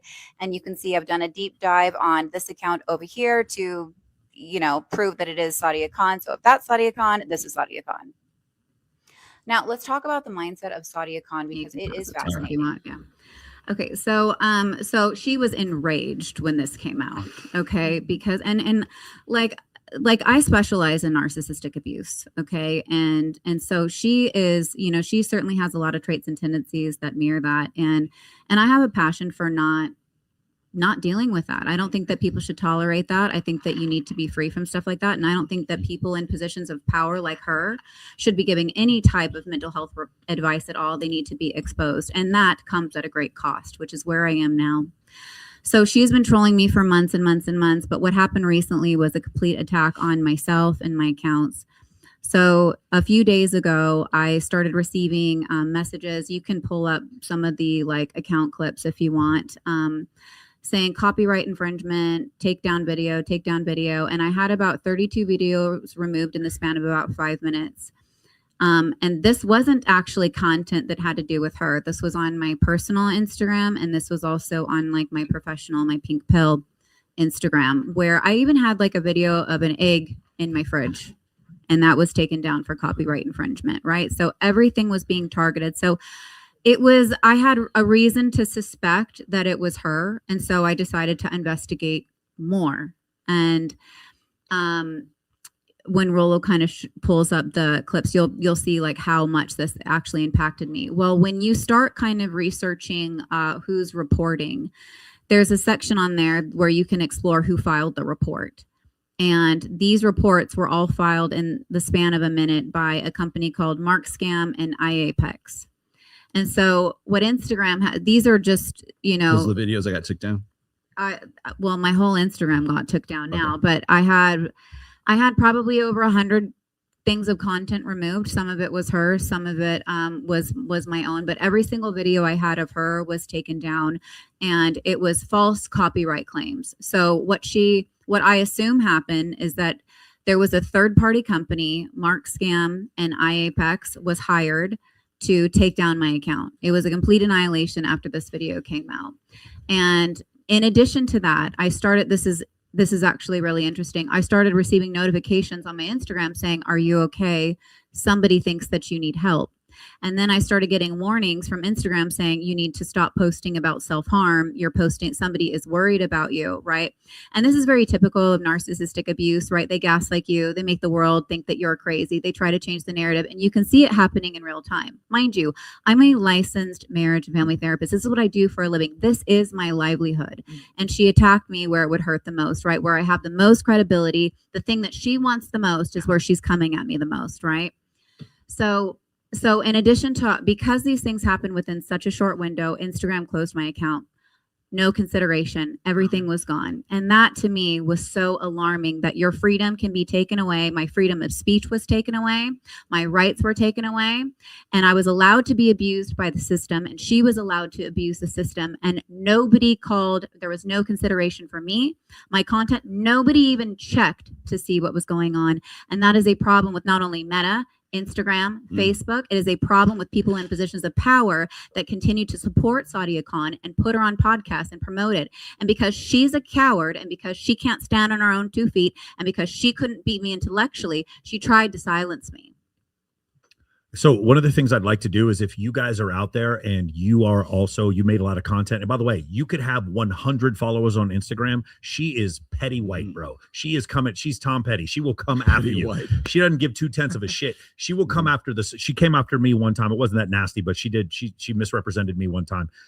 And I will tell you guys, if you are someone you know, because what I'm trying to get, you have a conversation with John Dorsey's attorney. If you or someone you know is having their accounts flagged because they've made content about Sadia Khan, I would love for all of us to be able to get together. And so when this happens, we have enough of a voice. If it's enough of us have a voice and we go on enough podcasts and talk about this, we can finally stop this shit, because this is ridiculous. The amount, one of the things that I've said this a million times, that if social media is as big as it is and as powerful as it is, it needs to be treated as a utility in this one sense. First Amendment protections. If they're going to take away your account, they have to prove that your account needs to be taken away. No matter what happens, if I file an appeal, it's not for me to have to prove that my account shouldn't be taken away. It's for you to prove that my account should be taken away. And because they're lazy and because they're using AI algorithms in order to do this, well, if that many people reported Jamie Lynn, then it must be true. That is lazy. It is intellectually lazy. It is neglectful, and it is circumventing the free speech of Americans when you do this, especially when you're doing this in service of a woman who does not have a fucking license. And she's sitting there acting like she does and tries to silence anyone who calls into question. Remember what I said before about the 62 million men? There's a bunch of content creators now that if you correct them on that 62 million number, now they're making content and reporting you and talking about you're promoting grape culture. No, that is not how freedom of speech works. I think Sadia Khan should be allowed to say as much stupid shit as she wants, and then she has to pay for it in the end. That's how freedom of speech works. Beautiful. Yes. So the thing that is like honestly very shocking is that not only is she abusing the system, she continues to abuse people, and there have been no repercussions for her. And so this cost me a lot. This cost me everything, actually, to raise awareness to this. And now I don't have a platform. Now I can't speak. And she has effectively, in this current moment, silenced me. And so I'm out here doing things to try to get it back. Should I have to fight for this? No. Did I do anything wrong? No. But our system protects and actually promotes abusers. And I've got a big problem with that. Yeah. I was going to say, I just got hacked. I mean, granted, it was my fault for following a phishing attack, but I was going to say I lost my Twitter account for about 5 days. And I'm happy to say I got it back. I'm glad I know the right people to get it back. But I do understand this is like my account is at 186,000, and I have been working on that and putting that together. I didn't realize just how valuable that account is. And literally, I knew the guy was going to ask me for ransom. Of course, he ransomed. He wanted 10 grand for it. He was DMing 3 people me. quoted me 10 grand. Yeah. So you want it back 10 grand. And I was thinking about that because the guy ended up taking he ended up hacking my account and then impersonating me to promote a fake meme coin using my name, saying that I was the one who was fronting this new meme coin, right? And I have people they know me better than that because I work with Miguel and the rest of these guys for Cultivate Crypto and everything. But the thing is that they thought that would be a good idea. And the link would lead to a cloned version of my blog site. So this was already pre-planned. They knew what they were going to do the moment that I fucked up, right? And so that happened. And then on top of that, he's still impersonating me again with a fake tokenized version of my book, using my trademarked book and everything. So you got to remember that. I mean, a lot of people are going to say, well, this is just chick fight. This is just bitches, it's a cat fight or whatever. I'm like, no, it's not. It's a lot. It's a lot more serious than that and I know this because I have to protect my trademarks. Yes. Okay. All of my book, anything that says Rational Male, you'll see the little registered R on there. I've owned the trademark since 2015. And I'm glad I do, because now I have some recourse for it. So whenever there's a pirated version of my book on Amazon, instantly got it.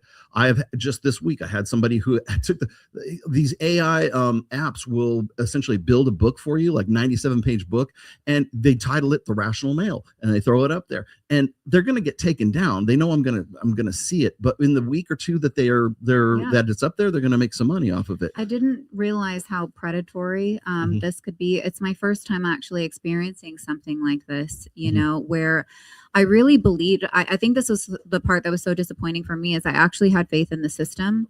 I spent time on every single appeal. I provided evidence and support, and Instagram just deactivated me. No question, no call, no nothing. And anybody can false report anything. We have to do something to, number one, protect ourselves, but also I was protecting the public. This isn't a cat fight. She's a fraud. Yeah. And all I'm doing is speaking the truth, and you can label it whatever you want, but she's the coward. Yeah. correct answer. I'm trying to put. I was going to say, and also like, I mean, it's like it's technically stolen valor, is what it is. Is she's pretending to be a psychologist? Is what she's doing. She wants to be me. Exactly. I was just thinking that in my head. I was like, she literally does. wants to be She just wants to wear like, you if like you- a skin suit. She wants to be me. Mhm. It's so funny because if you look at her commentary to any girl that is out objectively beautiful, okay, she hates them. She hates them, and yet she has all this public content saying, "Oh, women are so jealous of me." She's the one, mind you, she's so blind to her own behavior and her own ignorance. She's the one creating fake accounts. She's the one stalking and actually harassing. And I don't use those terms lightly. There is evidence to support stalking and harassment. Those are legal terms. Okay. Those come with liabilities. And there's plenty of evidence to show that she's got a pattern of behavior. There's even an email where she told somebody they should off themselves. And this is coming from a professional, and people are still circulating her around. And it's like, where is the accountability? And this kind of circles back to a point that I wanted to make earlier when you guys were talking about why do things like this happen? Why does Grape Academy go through? You know why? It's because people lack critical thinking. And the number two reason is they're lazy.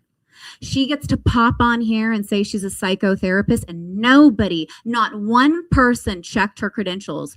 I don't have the luxury to do that. When I go somewhere, I've got to show who I am. I have to prove myself. How did she get this far? There should be everybody should be losing their shit over this. And everybody that had her on their show, you are just as culpable and liable for this abuse and for any harm that she causes the public. Soft white underbelly. That's who should have checked her out the gate. There's so many. There's so many A-list podcasts that have had her on there and just I've called 7 million matter. on there. Oh. Yeah. It's honestly, it's really disgusting. And you guys just circle jerk people around on your shows, and there's no accountability. And I mean, quite frankly, who are you guys to even be like, who are you guys to even have people on your show? What's your credibility? Yeah. Awesome. All right. Well, I'm glad. Well, listen, one more time. If you contact me on Instagram, if you're a person who's had your videos reported because you made critical content about Sadia Khan, please contact me. I will try to pass it along. I would like for everyone who's in that boat to try to come together and maybe, make some difference when it comes to other content creators trying to get your stuff banned. You pay enough money, you can hire some organization to mass report you. This used to be way more common back in the day. I think it's a little harder to do it now than it used to be, but this is definitely something if you're, I think the situation with Jamie is, Jamie did not have a humongous account, but what she was saying was so surgical. And it was so immutable and so undeniable because I saw it. I was like, yeah, there's no way she's going to get out of this. It was so surgical, much like what Abba and Preach did to her, which was absolutely just eviscerate her.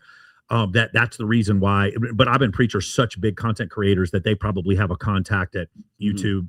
Whatever. They're some of the biggest content creators in the world, so they don't have to worry about this as much. But I would hope that they would pick up this story. I would hope even someone like Myron Gaines would pick up this story. I would hope that someone like Goob would pick up this story about all the content creators that are being deplatformed because Sadia Khan does not like the critical content. Try to take down Goob as well. I actually I'm sure she has. I have some new information actually that I just got from Dr. Taylor Burrows that she was messaging me today because I have to find all these crazy ways to communicate with people now.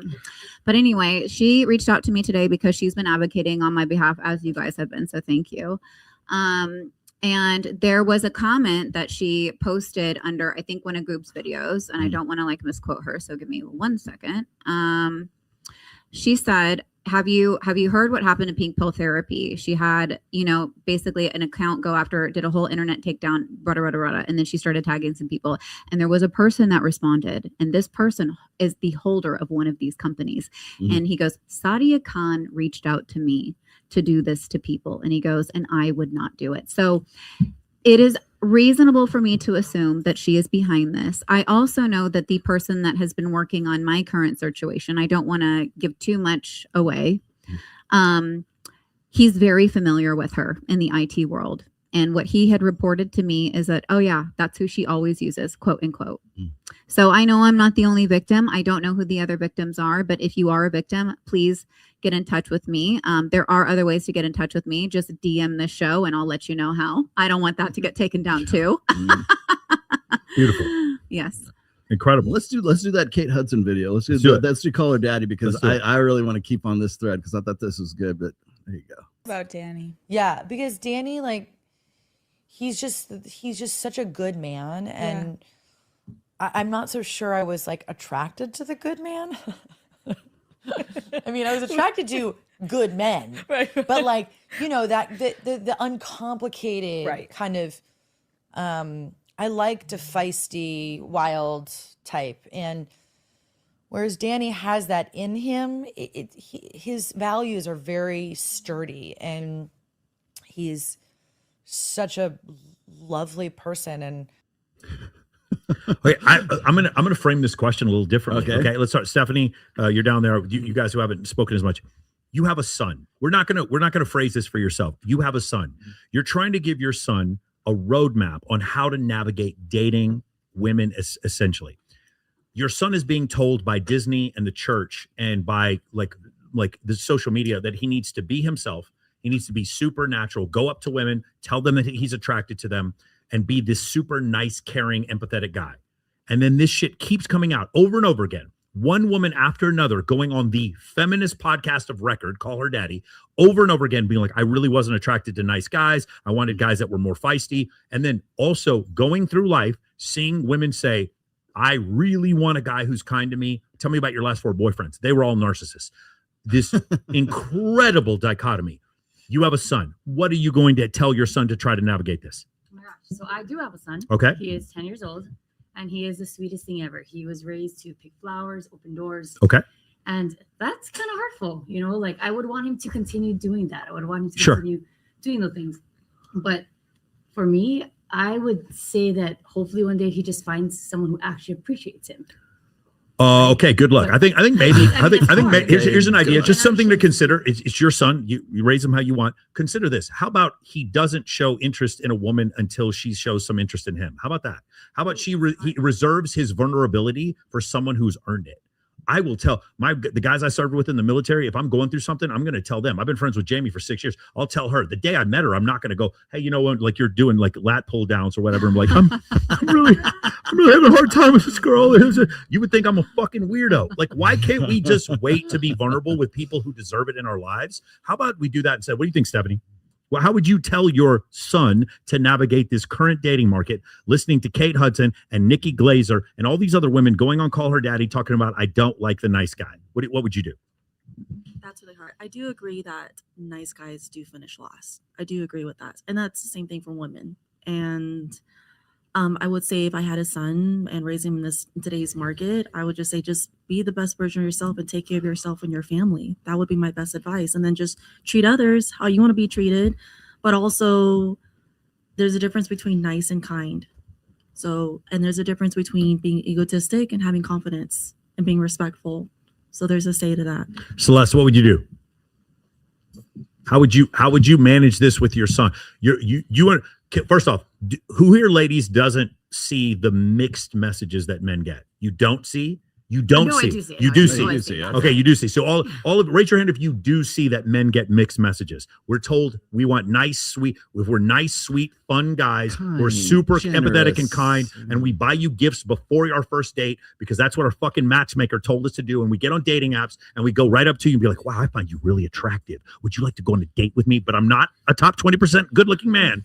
Who here recognizes you're getting mixed advice right now, and it's fucking confusing? What would you do? What would you tell your son? Speaking of the same thing that you were saying, like just be the best, person you could be, and like hopefully, the right person finds you. Yeah, there's just no way. There's just no way when men are getting like 17 times less matches on dating apps that you could just be the best person you could be. It doesn't. You understand what I'm saying? They're just. I think you could be the best person. You're going to be ignored by almost every woman. Not to play devil's advocate, but we tell little girls like, well, if the boy's being mean to you, then he likes you. Well, that's probably true. That's what. Here, let me straighten this up. Let me straighten this up for all you ladies. If you're really attractive, he likes you. That's it. Ready? I just fixed it all. No more miscommunication. If you're really attractive, they all like you. I don't. Yeah, but if he's being mean to you, then he's like, that's what they're teaching girls in grade school. Well, like that little boy was mean to me. Oh, it's just because he likes you. It's just because he likes you. That's like a verbatim thing that like we were all grown up. Yeah, Sure. yeah. Like we all have done that. So I'm it's like we're gonna- training little girls to be like, okay, well if he beats my ass, then Great, he what- I'm likes gonna me. quote Rich Cooper just briefly right here. Okay, we He likes me the most. Then we teach our girls to do what's right for them, and we teach our boys to do the right thing. Sure. What do you think between those two? What do I think? Yeah. Do you can you possibly understand that men might be getting a mixed message when it comes to what women find attractive? Yeah, I do. But I think it's because most people, men and women, don't have a sense of who they actually are. So for me, I have a son, and I'm just straight up with him. Be in the top 5. Like, be a man, be a great picker. You know, have a great sense of who you are, have character and integrity, and just don't fall for any woman. Be intentional about who you want. And that's it. It's like, go to the places where you're going to meet quality women. Can I ask you, would it also behoove him to be more attractive? I honestly, after everything you heard here today, I'm you really don't think I'm going to so? stand 10 toes down on this. The attraction, I get what you're saying as far as women want to be attracted to men, but it's a different level of attraction. It doesn't necessarily mean he's the perfect bodybuilder, perfect Forget physical that. guy. Attraction is has a different meaning for women. So let's say be the funniest, most charismatic, in best shape I would version say that's have- professionally viable. I'm going to tell and you the secret relevant sauce. and competent. My opinion, the secret sauce is have some emotional intelligence. Again, while I totally understand that Okay. having emotional intelligence would make you an Yeah, incredible because- partner, incredible husband, If it existed. incredible father, No. I If it totally was understand real. that. I let me- totally understand that. But that is not It why is. women want to have sex with you. It That is not true. You can get into a woman's head.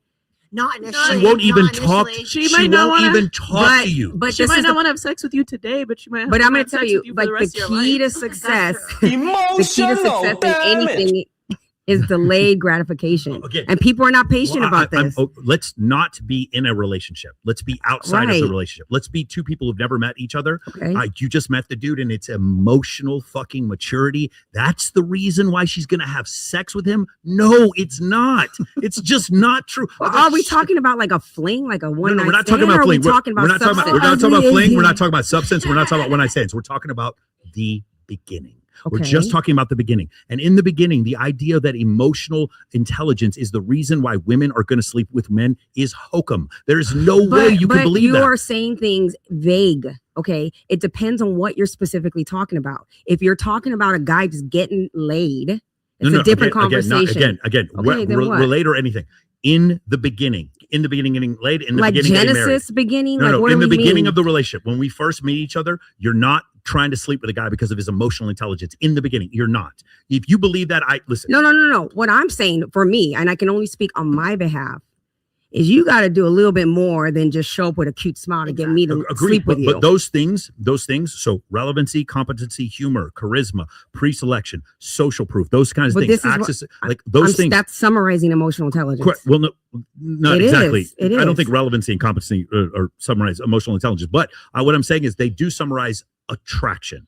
And my point is, and also physical attraction, like physical physique, etc. Those things are the reason when, like, when I asked the question, what I got was, here's what would make a good partner, and here's what would make a good husband, and here's what would make a good dad. And what we were asking is, what makes you want to have sex? And these are two different questions. There's a And difference because between arousal and attraction. because women don't understand grasp that because question, you asked this the is why question it's so vague. confusing. A guy can have all that and still be a douchebag, and right away you can clock the fact. Okay, you're good looking, your status, right, this and that. good looking Women douchebags. will- okay. And women don't have sex with good The looking better douchebags. question Yeah, is- like beta Ding, ding, chicks. ding, ding, ding. Yeah, Ding, ding, ding. yeah, but like not a women woman. will have Not a sex. woman. Women will have sex because they're horny. Women will have sex because they're lonely. Women will have sex. I mean, let's talk about why women will have sex. Correct. If you want to And answer the women will question. not. And women will not have sex with the And- bottom 60% of men. Correct. It depends.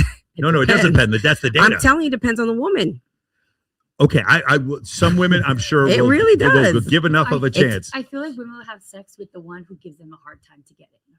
Okay, If well, it comes easy. that If sounds a it lot. comes That easy. sounds a If it lot comes different from easy. emotional intelligence. Yes, That if it sounds comes like easy, pre-selection then and they social have proof fun, and right? being relevant and competent. That seems like a lot of a very different answer from emotional intelligence. It is emotional intelligence. He's got to have game. Game is not emotional intelligence. So yeah, I think- so I that's, think the that's two- there needs to be a separation between I those. think the two biggest factors that kind of influence whether a woman will be intimate with a man are these two things. I'm attracted to you sexually, Mhm. okay? Aroused by and you. also, do you have money? Okay, thank you, Myron. God damn, I did not expect that. That is beyond. Like I was making a point, and she went beyond my point. Welcome to the if dark I side. Wow. No, I still disagree with you guys on plenty, but I have to like, if we're just talking about those two things, I think it is hard for women to kind of say that yes, those things matter, but we've kind of already they do matter a little bit, right? Now that's I think where women kind of bleed into this is they think love relationships and that's a totally separate thing. That's where things like emotional intelligence and these things, that's when those things ping really, really high. You know, a woman will sleep for, you know, gain, money, whatever, like sexuality, whatever, but that those are not the things that keep her committed. Those Agreed. are not the things that help her fall in love. And yet, you know, we tend to answer that question from our own perspective, right? How we the things that we value, things like emotional intelligence and things like that. But I think that it's very tough for women to acknowledge that attraction does matter and that sexuality does matter and that liking your partner matters. And to your point, when I talk about these things, I like the word using attraction because it's more than just physical. Right. Yes. When Agreed. And that matters in commitment and relationships, right? But that's not the number one reason that you'll sleep with a dude. So one more time. I do not. The question there's about sex. What the question. Absolutely. When I ask women, ladies, ready, real quick. Who thinks it's attractive for a man to be loyal? Raise your hand. Who's think it's attractive for a man to be loyal? Cool. Who here knows a man who's had sex with women who wasn't loyal? Whoops. Being loyal is not attractive. I'm going to say it again. Being loyal is not attractive. Wait, I don't know. I don't think that you measured that correctly. Like that's such a large leap that's a large leap to kind of connect those two dots together. I've asked this question hundreds of times to hundreds of women, and they all say being attractive is loyal. And then I asked them, being loyal is attractive. And then I asked them, have you or anyone you know dated a man who wasn't loyal? And all of them said yes. Okay, but the opposite of that doesn't mean that is still not no, attractive to women. What it means is loyalty is not a requisite for attraction, but loyalty is a requisite for a good parenting household. It is a requisite for a healthy security. It is a requisite for a great relationship. It's a requisite for a good father. To long-term attraction. Look, yes. My point is, when I asked the question, I was asking what makes you want to have sex with someone, and loyalty is not what makes you have sex with a man. No one said that. Being attracted to Yes, she just did. We said loyalty. Yes, loyalty does not make you want. Loyalty is not an attractive quality. It's a comfort quality. It's a quality that's tremendous in a relationship. So I think when we talk about attraction, we have to separate two things: sexual attraction versus just attraction in general. That's my point. So let me clarify this because I make a clear distinction in all of the books I've written. Okay, there's a difference between attraction and arousal. Okay, and I try to separate it as best I can because people always mix up attraction with physical. What kind of attraction are we talking about? If you ask a woman what you want in a guy, 90% of the time she's going to say he's got to be loyal, he's got to love puppy dogs, he's got to have a good mom, he has to have kids in the future, he's got to have a good job, he's got to be funny, he's got to like Disneyland and rainbows and all this long-term stuff that she would see in a guy who would be a good long-term prospect for her to go into the future with and start a family with. Right. If you ask a woman what body parts of a guy do you think I'd like really get you going, right?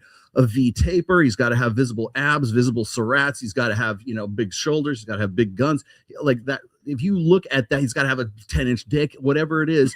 Those physical aspects are what get the blood flowing right there. So there needs to be a distinction between arousal and attraction. And we keep just mixing them up. Well, like I think that terminology makes it a lot clearer and probably easier for us to answer if you define it like that. Mm-hmm. Yeah, because I think we're all I don't think that any of us are actually really disagreeing on this. Yeah. I just think the language around it gets a little muddy. Yes, my point is, most women most of the time are having sex with men and they don't know if the guy's loyal or not, and they're still having sex with them. So loyalty does not create arousal. That's why I said it depends on what you asked the question in reverse, but to be more specific, but the way to easier answer that question for men would be, what are the reasons why women want to have sex with men? is to understand that, because there's different reasons why women are out there wanting to have sex. Right. No, correct. But my point was when women are surveyed about what the most attractive qualities in men are, they say reading, astrology, gardening, multiple languages, piano playing, going to therapy. That's a different question than sex.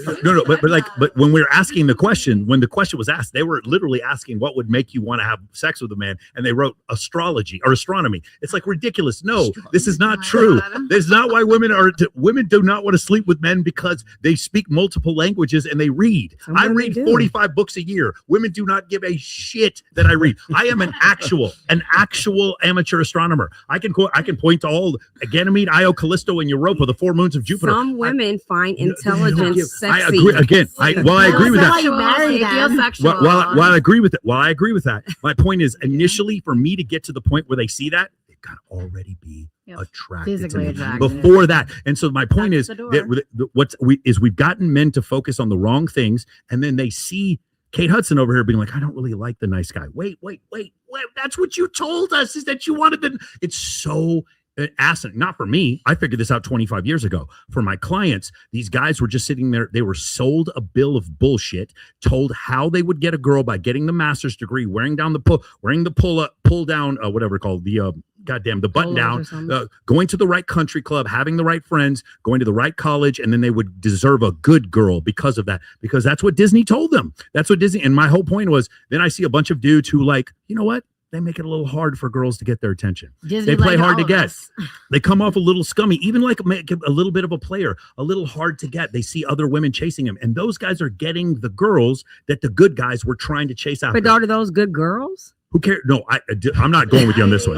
I'm not going with you on this one. This idea that all of a sudden when the narrative changes, then it's good girls and bad girls. Women and men are attracted to certain attractive qualities. I'm not saying that at different times in your life you can't be attracted to different things, but my point is the idea that it's it's just bad girls that like men who have high status or play hard to get. No, it's not. It isn't. In general, there's certain things that are more attractive than other things. In general, and loyalty isn't one of them. That's my point. I think we all need to watch. I think you would know what year it was. Remember the Discovery Channel, The Science of Sex Appeal? No, I haven't seen that one. Oh my God, I have to send it to you. It's awesome. It was literally just everything we were talking about. It goes purely on arousal. Like these people, they would put them all wearing the same thing. They would cover their hair, and people match. Like, let's say you were considered like a 6, just based on your physical appearance. They tended to match with other people that were in the same caliber of them. However, what got really interested, they took sweaty T-shirts and they put them in the smell pheromones. And like, you know, if it was like your brother or something, you were like, oh hell no. Yeah, you could smell that you're related. There's another. Go ahead. This is really good. So to your point, I actually, when I was in school, we actually watched that study occur, the original study where they took their T-shirts, and the other part that they are leaving out of that study is this. They looked at body types. Okay. And this is really interesting. They looked, and they would assign a geographical shape to body types. Do you know the number one body type that everybody picked was the fucking triangle? Yeah, V-taper. That's what everybody picked, right? And when they smelled the shirt, it smelled like Anavar and Trimble. Smells like it smells like testosterone. Do you know why the pheromone thing worked? Because it was actually genetically linked. It was a DNA thing. So each one of that study ended up pairing off into somebody that was most genetically opposite. Yes, opposite. That's anytime you have a 2-gender species, you want genetic variety. So the one that had the most variety is the one that everybody picked. The ones that were most similar were unattractive. Okay, so and that's why birth control messes up the pheromones. So definitely does a lot of stuff like that. Let's go back to what we were talking about. What makes someone attractive? So there's one of my favorite studies of all time. They took like 270 women and they showed them the faces of these men, and then they had them rate the physical attractiveness of these man's faces. And then afterwards, they took a second group of women. They showed them the exact same group of faces, but they showed them the ratings from other women. But these weren't real ratings. These were ratings that these other women gave them an 8, a 9, a 10. And guess what happened when the women had to rate those second group of men and seeing the other women's ratings? They went higher. Fucking loyalty? No, bro. You shouldn't be a player. Women won't like that. Like, listen, I don't think that men should be a player. But what I'm saying is the fact that other women are attracted to you does make women attracted. I never hear women admit this. I never hear women say, well, it's actually the fact that all these other women were staring at him was the reason why I feel left. like because that's pick me mentality. It's like, oh wait, what if he picks me out of that group? And that comes from a place of insecurity. I don't know if it comes. So what I was going to say is like the qualities that make for an arousing guy also come with some character attributes as well. So if you got a guy who's like really good looking and women can all see that this guy is the best looking motherfucker in this club right here, and they want to get with him. Women want a guy who other men want to be, and other women find attractive, want to get after it with. So those characteristics tend to conflict with the characteristics that make him a good long-term prospect. So when we're talking about loyalty is not necessarily sexy, but it's certainly comforting, and it's certainly a part of the long-term security side of things. But it's not going to make him look any hotter when his shirt comes off at the beach. Okay, Right. so those two, the character attributes of the hot guy, who we might say is a narcissist, we might say he's like he's got a dark triad personality traits just because he looks good, but it might be because women want to get with that one guy, right? Because there's more women that are competing for that guy. So there's a sense of urgency, there's a sense of dread, there's competition anxiety that goes with that guy.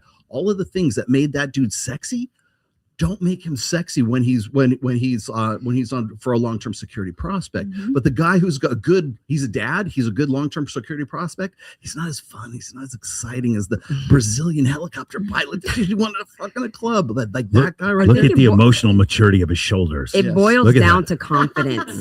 It boils down to timing is what it is. Because when a woman goes through from like 18 to 28, she's like, that's the whole phase right there. And then so when she gets to 29 years old, that's when it's like, I gotta settle down, man. My mom wants grandchildren, and I gotta start thinking of the future. Look at the loyalty in that Richard Mille he's wearing. Look how loyal it looks. Richard Mille. Yeah. I think confidence is where it's at. I think women will have sex with confident men. Yes, and you know where confidence is derived from? And usually options. The guy who they take better care of themselves. I know some guys who don't take care of themselves at all. But they're super arrogant. The guy who has options, the guy who has other options, that guy can get away with fucking murder because he knows that if it doesn't work out with you, it works out with somebody all of us else. Girls have seen beautiful women with ugly men, but he has got this swag or some kind of way about him that make women like curious and intrigued by him. And he's not necessarily like the ideal aesthetic, but he just he exudes a level of confidence.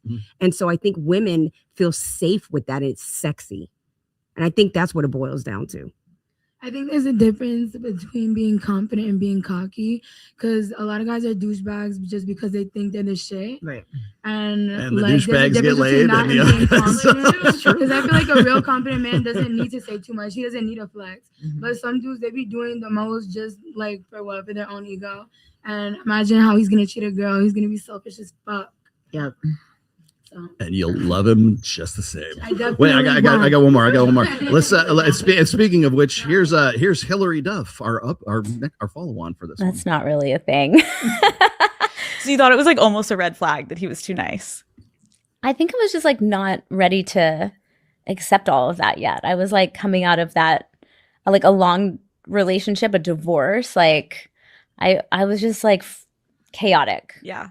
I think I needed some chaos first. Yes. Meeting a nice guy that's actually going to treat you well. You're like, wait, can you pause for 2 seconds? Yeah. Let me I'll get my be shit back. together and I'll come back. Yeah, totally. Okay, wait.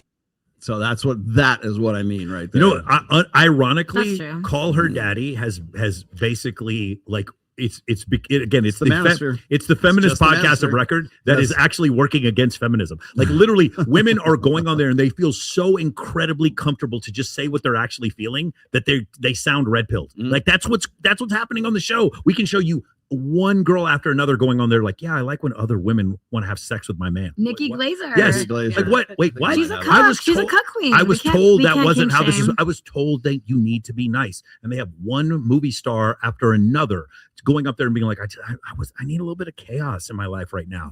Is it because they're all damaged? No, it's just the human condition. It's not damaged. It's just the human condition. We want what we can't get. And it doesn't mean that we're going through some psychological trauma, or maybe we all have trauma. Maybe that's what it is. But the idea that it's just unhealed women, those are the only ones chasing after the bad boys. No, I'm sorry. I don't think that's the truth at all. You're looking at me like I said something. No. I didn't even say anything. No, you did say what kind of women. I have an opinion about it, but it doesn't matter. It's too long. Can we do this one? Let's see. Oh yeah, sure. This is a huge change in direction here. Oh God! If somebody wants to take a break, I forgot. She actually she sat down on the beach. Anyway, let's do this real quick. Of course, everybody has. And why didn't you tell me? I thought these American girls were just losing weight with willpower. And I was doing it on my own. Mira, look what I got. Oh my goodness, where did you get that? Your father, he has diabetes. How could I be so lucky? At the pharmacy that I like, the Spanish one, mira. Look what they gave me. That's ridiculous. Everyone's getting little vials, but not me. I'm going to beat them at their own game. Mira, it's called tripeptides and tricipetides. I don't know, but I'm so excited. I don't like needles, so you're going to give me a little stick, okay? No, I don't want to do Please, I want to be skinny, please. You have to stick me. Okay, mira, I'm going to give you a little bit up here. I mean, it says you have to need that. Why would but you of do course that? I don't need it. I'm perfect. My body's perfect. I know that it's not the point. I want to be skinnier. Always. Since the day you were born. You ruined my perfect body. I'm so proud of you for not giving into things like that. You know what I mean? So why are you doing it?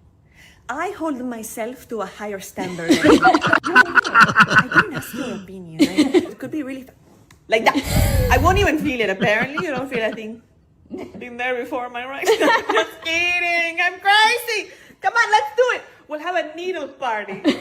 Oh my gosh. That was good. You guys like that? She's good. Yeah. Real quick, question. What do you think that Ozempic has done to the divorce rate?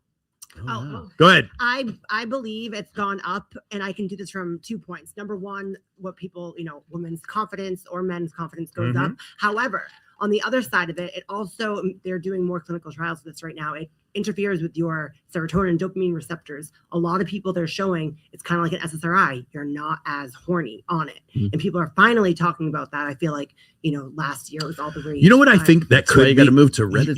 You want to? Yeah, no, I heard Reddit. Agonist, that's actually just as bad. But Okay, so you want to know why I think that might be? Because your hormones come from what?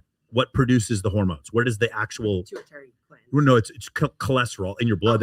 Yeah. So you're eating next to nothing, and it's crap. So again, when guys diet, and this is the reason why they're taking anabolic steroids, because they can maintain high testosterone levels even though they're not consuming hardly as much cholesterol. And so that's what's going on here, I think, as well, is that people's libidos are crashing because they're just not eating enough food.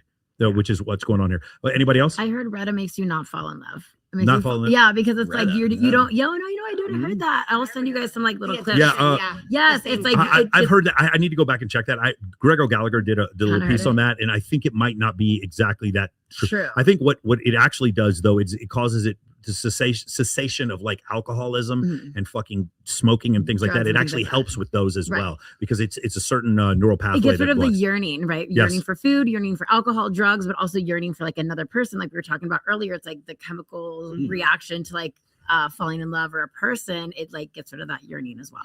I don't know if that's true. Like the youth in your face, people like super old after they do something. That's true. Yeah, they're losing all the fat. Well, what makes you fall in love is Trenbolone, and Trenbolone makes you makes you go through her phone and Cialis. Oh my god, Trenbolone makes you go through her phone. No one's falling in love in this society anyway. Love is out. Yes. If you haven't been hit with a domestic abuse case, then you're not taking enough Tren. Yeah. This one here.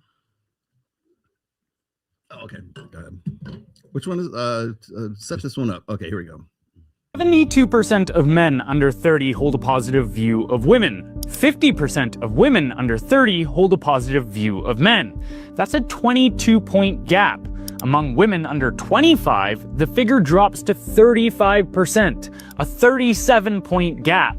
We constantly hear about the manosphere, toxic masculinity, and the radicalization of young men. But the data says something else. Young women are the ones sorting the opposite sex into the enemy column, and they are doing it at scale. Among working class young women, 61% still hold a positive view of men. Among their professional class peers, the figure is 36%, a 25-point gap along a single axis.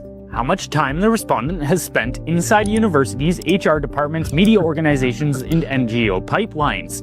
The gender divide runs along institutional exposure. Helen Andrews outlined what is happening in her essay, The Great Feminization. Between 2015 and 2020, Western culture tipped majority female. The New York Times newsroom tipped in 2018, law schools in 2016, medical schools and the college-educated workforce in 2019. But none of this was organic. 30 years of affirmative action mandates, discrimination settlements, and grant conditional diversity requirements did the engineering, one lawsuit and grant at a time. Once those institutions tipped, their purpose changed. A justice system built to adjudicate crime became one to protect oppressed minorities. A newsroom built to report became one built to enforce narrative uniformity. A university built to argue became a safe space. The mechanism is older than wokeness. Male groups are mission-oriented. Female groups are cohesion-oriented. Effectively, men want to put the ball in the net, and women want to make sure everyone has a chance to play with the ball. What has emerged is what I call the daycare governance model. 3 roles in 3 only. Infants to be protected, or the oppressed, caregivers to administer the protection, or the allies or comrades, and predators to be removed, the dissenters. The evidence replicates. The Foundation for Individual Rights and Expression's 2026 college speech rankings found women less tolerant than men across every ideology, less tolerant of their allies, in fact, than men are of their enemies. A young woman who entered kindergarten in 2005 has now spent 20 continuous years inside daycare governance.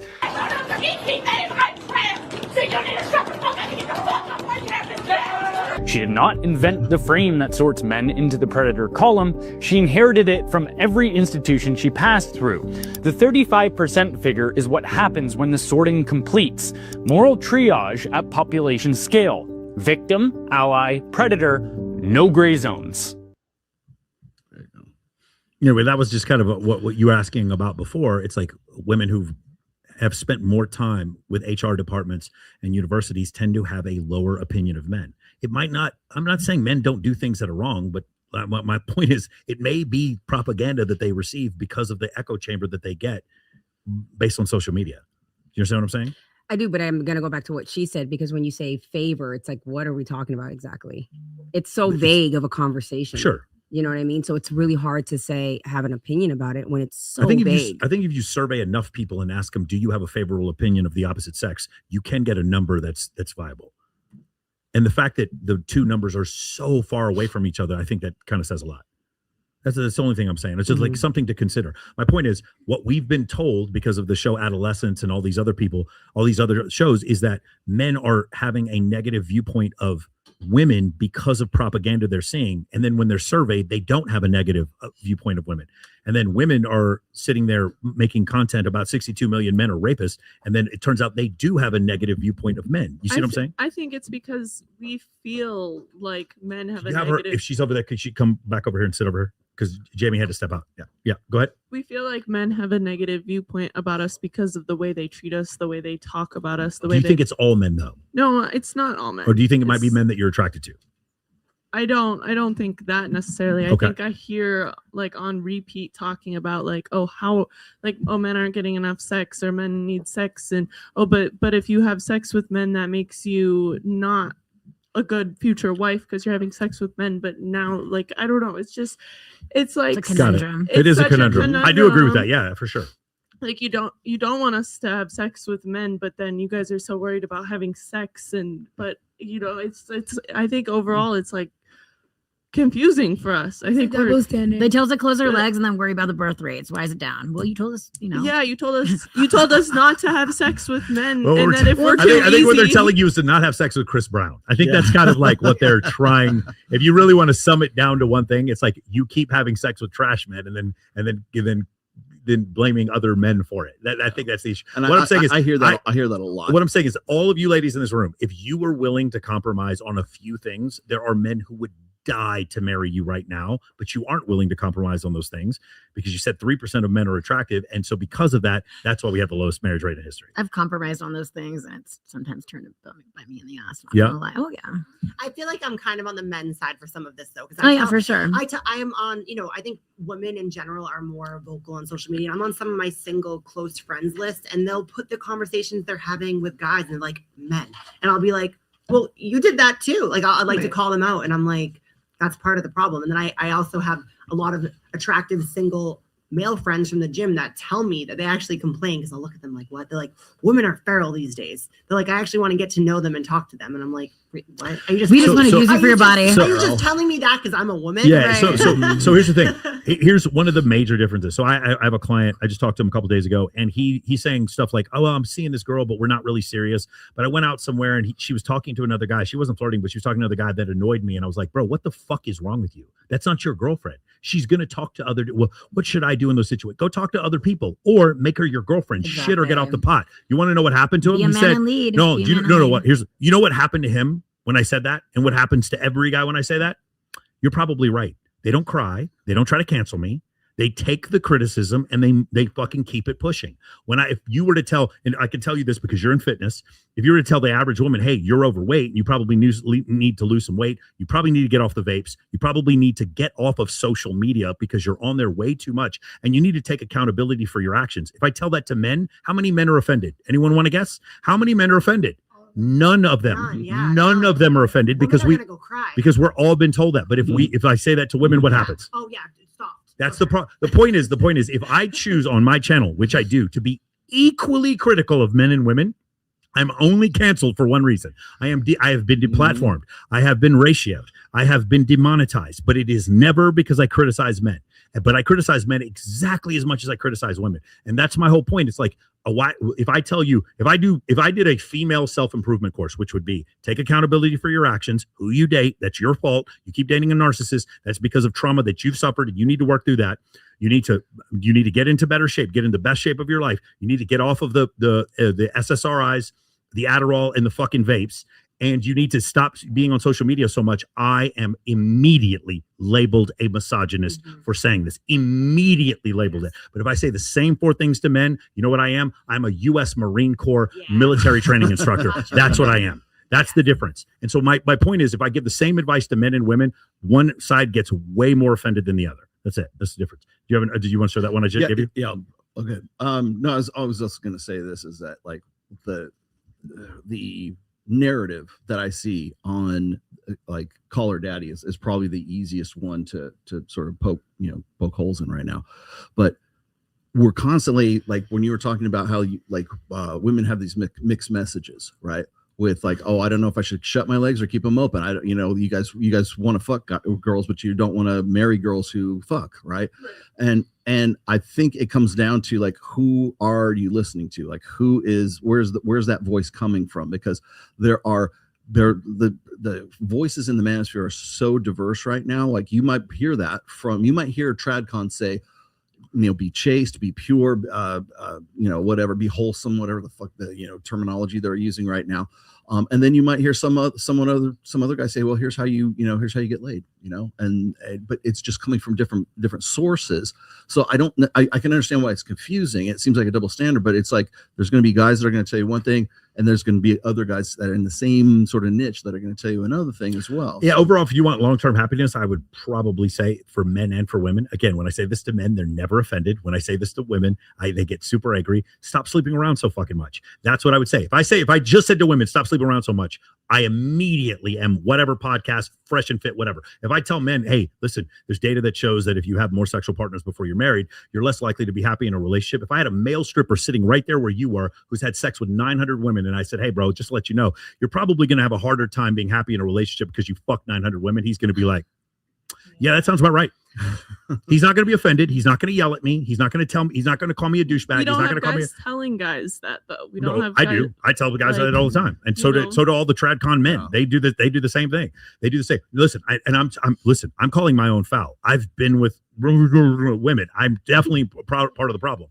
My point is, I'm aware of that problem. I'm also dating someone significantly younger than me, and I understand that the data shows that is hard to keep a marriage, but dating someone who's 20 years younger than me. I understand that, but I'm not going to ignore that or be offended by the data that doesn't agree with my personal life narrative. I'm still going to accept it. And so that's where I think the difference is. Don't be so offended. If guys are telling you this, maybe don't be so offended. I don't think you are, but I'm saying in general, just don't be so offended. Can we play that video? Yeah. Today we have, are they talking to someone else? Get a lot of questions from guys wondering if the girl that they might want to date is currently talking to other guys, looking at other options, and we're going to decipher how you're able to figure that out. Yes, they are talking to somebody else. And if in the off chance that they're not, they have somebody else in mind that they'll probably make their way over to in the event that you guys stop talking. So thank you for coming to my TED Talk today. This was a short one, but I'm glad I was able to clear that up for you guys, and I'll see you at the same time again tomorrow. Anyone disagree? Yes. Are they talking to someone else? Yes. Anyone disagree? I think see, again, it's vague, but I would say depends. It depends on whether or not the man, because here's the thing is men, unfortunately, they're not clear. They don't know to say, look, I want you in my life exclusively. Let's make this happen kind of thing where they draw lines in the sand. It's just everybody's just kind of out in the wild, wild west. And so if a woman doesn't have a man tell her that he if you don't define the relationship, I don't know I'm in one. Right. Then it's not one exactly. You have to lead me into this Also, relationship. some guys, they want girls to be loyal to them and they don't feel the need to be loyal in return, which I literally don't understand. Or girls need to be loyal first for whatever reason. Yeah. Right? Why do we have to show guys nowadays? Why do we always have to be the one nowadays? Like these guys, they have one bad experience with a girl, and all of a sudden he want to take it out on every other girl he talks to for the rest Now of we the all day. get tested. First of all, how much shit have I put up with? First of all, and I'm still being nice to your ass. I feel that. Go ahead, speaking to the mic. I'm sorry. I think it also comes down to intent. Like, are you actually trying to date this person? Are you looking for this person long term? Sometimes we go to the talking stage, but it never really moves past that. Mm-hmm. Yeah. So why would you cut off your other options or other, and even if for me, it's not even like somebody maybe in your city that you're actively seeing, but like maybe it's a guy in like Scottsdale who's like trying to like court, like hang out or whatever, just other options don't necessarily mean you're immediately acting on them. I don't know if that makes sense. It's like men value sex so much. We hear about like, oh, okay, like, how are men going to get sex? What makes women want to have sex with men and stuff? And it's like, so how are we supposed to know that you're not just here for sex and that you're here for like a relationship? So why would I stop in the beginning? In the beginning, the answer is yes. And are we acting like the guys aren't entertaining other girls? Are we going to act like they're being little good guys and they're not messing around or don't have other options as well? Like this is like what that. life is Just now. has to be that conversation. Yeah, unless the conversation's can we there. be exclusive? Would you like to be exclusive with me? I want to be exclusive with you. Like, so don't worry if you're talking to a girl and she's talking to other guys because you're just talking to her. But So some it's so guys, weird. they like make bitches feel so special and like they love them. And honestly, Love like, bombing. yeah, and then they act like you're crazy for thinking that they would, they're fucking with you. Like, oh, I guess you're just like this with every chick. Yeah, Got exactly. it. That's Okay, well, then you also have to take into consideration the technology of today. Okay, Exactly. so right now, I think this is sort of like a 21st century problem for women because you have access to social media and it is on 24/7. So I've asked this question. You don't have to answer this right now, but I've asked this question of a lot of women that have been on this panel before. Is if you met a guy who was like the most perfect guy in the world, he was just absolutely check off every single box. He was hot. He was a good long-term security guy. He was ride or die, right? The guy's perfect. Would it occur to you to take your Instagram down? Would it occur to you? And I don't mean like he asked you. I mean, would it occur to you naturally go, oh shit, this guy's so perfect. I don't want him to get any wrong idea that I might be talking to somebody else on Instagram. I'm going to take my Instagram down or my OnlyFans or whatever social media you want to talk to. Would that occur to you organically? I think OnlyFans and Instagram are drastically different. Okay. Which so you're making a lot I don't have an women, OnlyFans. women do make money off of their Instagram Instagram as well. Well, let's just say Instagram at this stage. I think Listen, with I the have pretty specific feet, guy, so I'm not taking my OF down. That shit's not happening. With the specific guy, like the guy I'm seeing right now, he's a photographer. He takes my pictures for my Instagram. Like that just doesn't make sense for me to not have an Instagram. I was the one who made this. I did the thumbnail, and I know what your Instagram is about.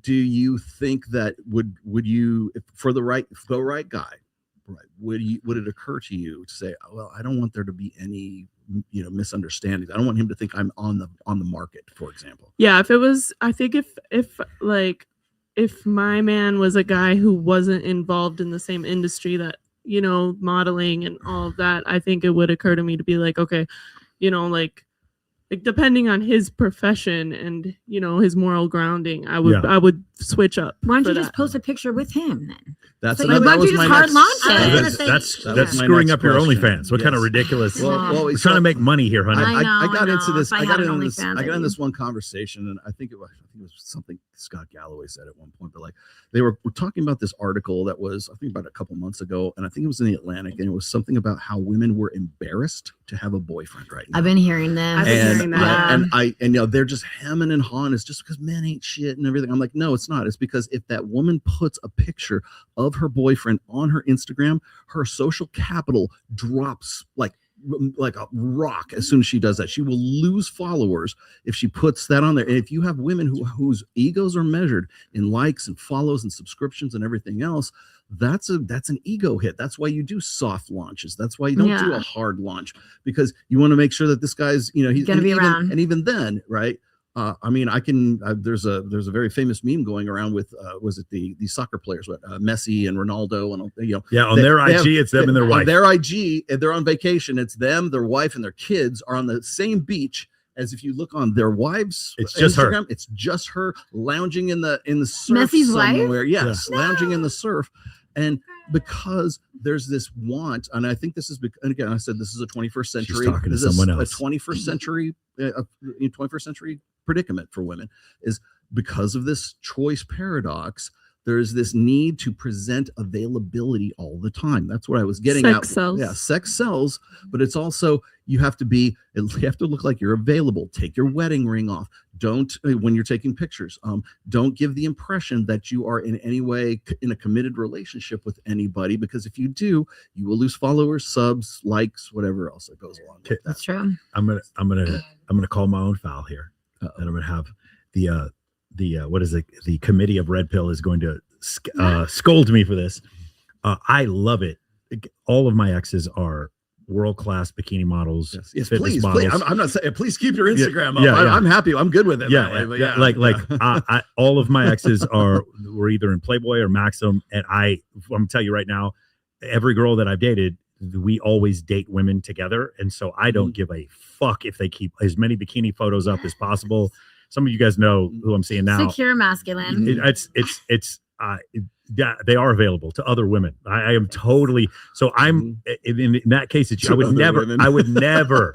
I don't want her to take it down. Let her, like, it's a good life I'm living. That's all I'm gonna say. It's a good life. Can I I'm say living. something? Yeah. Can men like you? Sorry. No, you go ahead. I was going to say, so before my man, I was one of those, I would kind of be bitchy to men on social media. I'd be like, hey, this is my business page. This is my coaching page. Now I've been dating him for 3 years. He actually encouraged me to make an OnlyFans. We capitalized on lift carry. It's a whole different podcast. You can like straight. They like I still girl. respect myself. And my Yes. mom sees it. She's like, how are you making that much money doing that? But because of my man, and I said this because I actually have a podcast called Barbell Business and Boobs, which because of Meta, we had to change the name.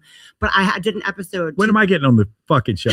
You will not find a single person in this whole city other than like Chris Corsandi who knows more about boobs than me. I'm sorry. Go ahead. Well, we started it because we both have fake boobs. And Man, I could anyway, totally get you. You know girls with fake boobs? No way. I don't know anyone. Go ahead. We started it because I said, I literally came and said, like, I would never have an OnlyFans. I'm not about that. I respect myself too much. And then I had to make another episode like, hey, I have an OnlyFans now. And guess what? My coaching business. Well, is you going have up such a and everything, niche with so- your body, and that like some of these guys, they want you to just squeeze them. Muscle I mommy. didn't want to make that about me. I just wanted to applaud you because there are, I don't know what the percentage is, you would know, there are some men that are that secure. put their woman on a pedestal. And like you said, and I'm probably older than you. I would, if your man said to delete your Instagram, honey, you're going to delete all that hard work. That's your brand. Don't. If a man tells you to do that, tell him to But see that, but that's why I preface it with this. Would it? I mean, you're not saying actually do it, but I'm like, would it occur to you to go, I should probably take my Instagram down because I don't want this guy who's so perfect for me to think that I am still on the market. Yes. Or here's a better, or take your profile down off of Tinder, Bumble, Hinge, whatever dating profile. Because wasn't one of you saying that didn't you say you found your man's a guy was still on Bumble after he was. Oh, that was me. Was that you? Yeah, you found him. He was still on Bumble afterwards. Like at that point, it's like because you're still pitching your availability while you're still with someone. So here's the difference: is like guys are the pitchmen. They have to like be the ones that sell themselves. Yeah, I think you should probably have sex with me. Let me tell you 100 different ways why you should. Right? He's the guy. He's the guy who's the pitchman. Right? For women, it's about advertising. It's just like, here's what you get if you get me, kind of thing. So the thing is I'm in a committed relationship with you, and I go and I try to pick up on the bartender or the hot waitress or something like that. We call that cheating. But if you're still on Instagram or you're still on Bumble and you still haven't put a picture of me up on there, or you take your wedding ring off, or you're still on any of the dating profiles, we don't call that cheating. We call that that's my business. I'm hedging my bets. I want to make sure, just in case that part this of the doesn't work entertainment out. industry. So I'll say this: content. It's not cheating. It's content. I think it is a masculine quality for men to respect the fact that other men raise their kids and have a family the different way. What I mean by that is the rancher and the stockbroker. The stockbroker can respect the fact that the way the rancher raises his kids, and the rancher can respect the way the stockbroker does. So if I have a friend who's Muslim and he's like, my wife does not walk outside without a headscarf and she's always accompanied by another male, if she agrees to that, then I don't have any problem with you doing that. And if you're Adam 22 and you want to let your wife bang other male porn stars, as long as they both agree to it, as long as everyone can say yes and no and just leave, I don't have any problem with that whatsoever. And like I said, in my situation, because I pretty much exclusively date bisexual women and we see women together, I do not give a shit about this. And I'm sure I'm going to get skewered in the comments for it, but I promise you, if you were living my life, you would shut the fuck up and be like, no, what he's saying. Mm-hmm. So that's the whole thing. And the other thing is, I want to make enough money to where my girl never has to work again. So this is all the hard work you put into there. You can archive that. You don't need that if that's what you don't want. But like, I'm just telling you right now, whoever I'm dating, in general, I don't have a problem with it, because what he was talking about, while it is accurate, and some guys do believe that, for me, it is your job. It is not other men's job to not hit on you. It is your job as a woman in the relationship to protect the sanctity of your mouth, your nipples, your vagina, and your butthole. Nobody is to touch that. If you can protect the sanctity of that, I don't care if dudes hit on you. I don't care. Of the butthole. Sanctity of the butthole. As long as you guys protect that in our relationship, I'm fine with it, because then I know the kid's mine. But you're talking about like, some girls need to like lower their standards a little bit or whatever. Say you get like a Delta guy or a man that's like making an honest living, he can make a decent a decent living, but you still as a woman like have to work and you're having your own motion or whatever, and then you go to like deactivate your account. Well, it's like not every guy is dating you. That agreed.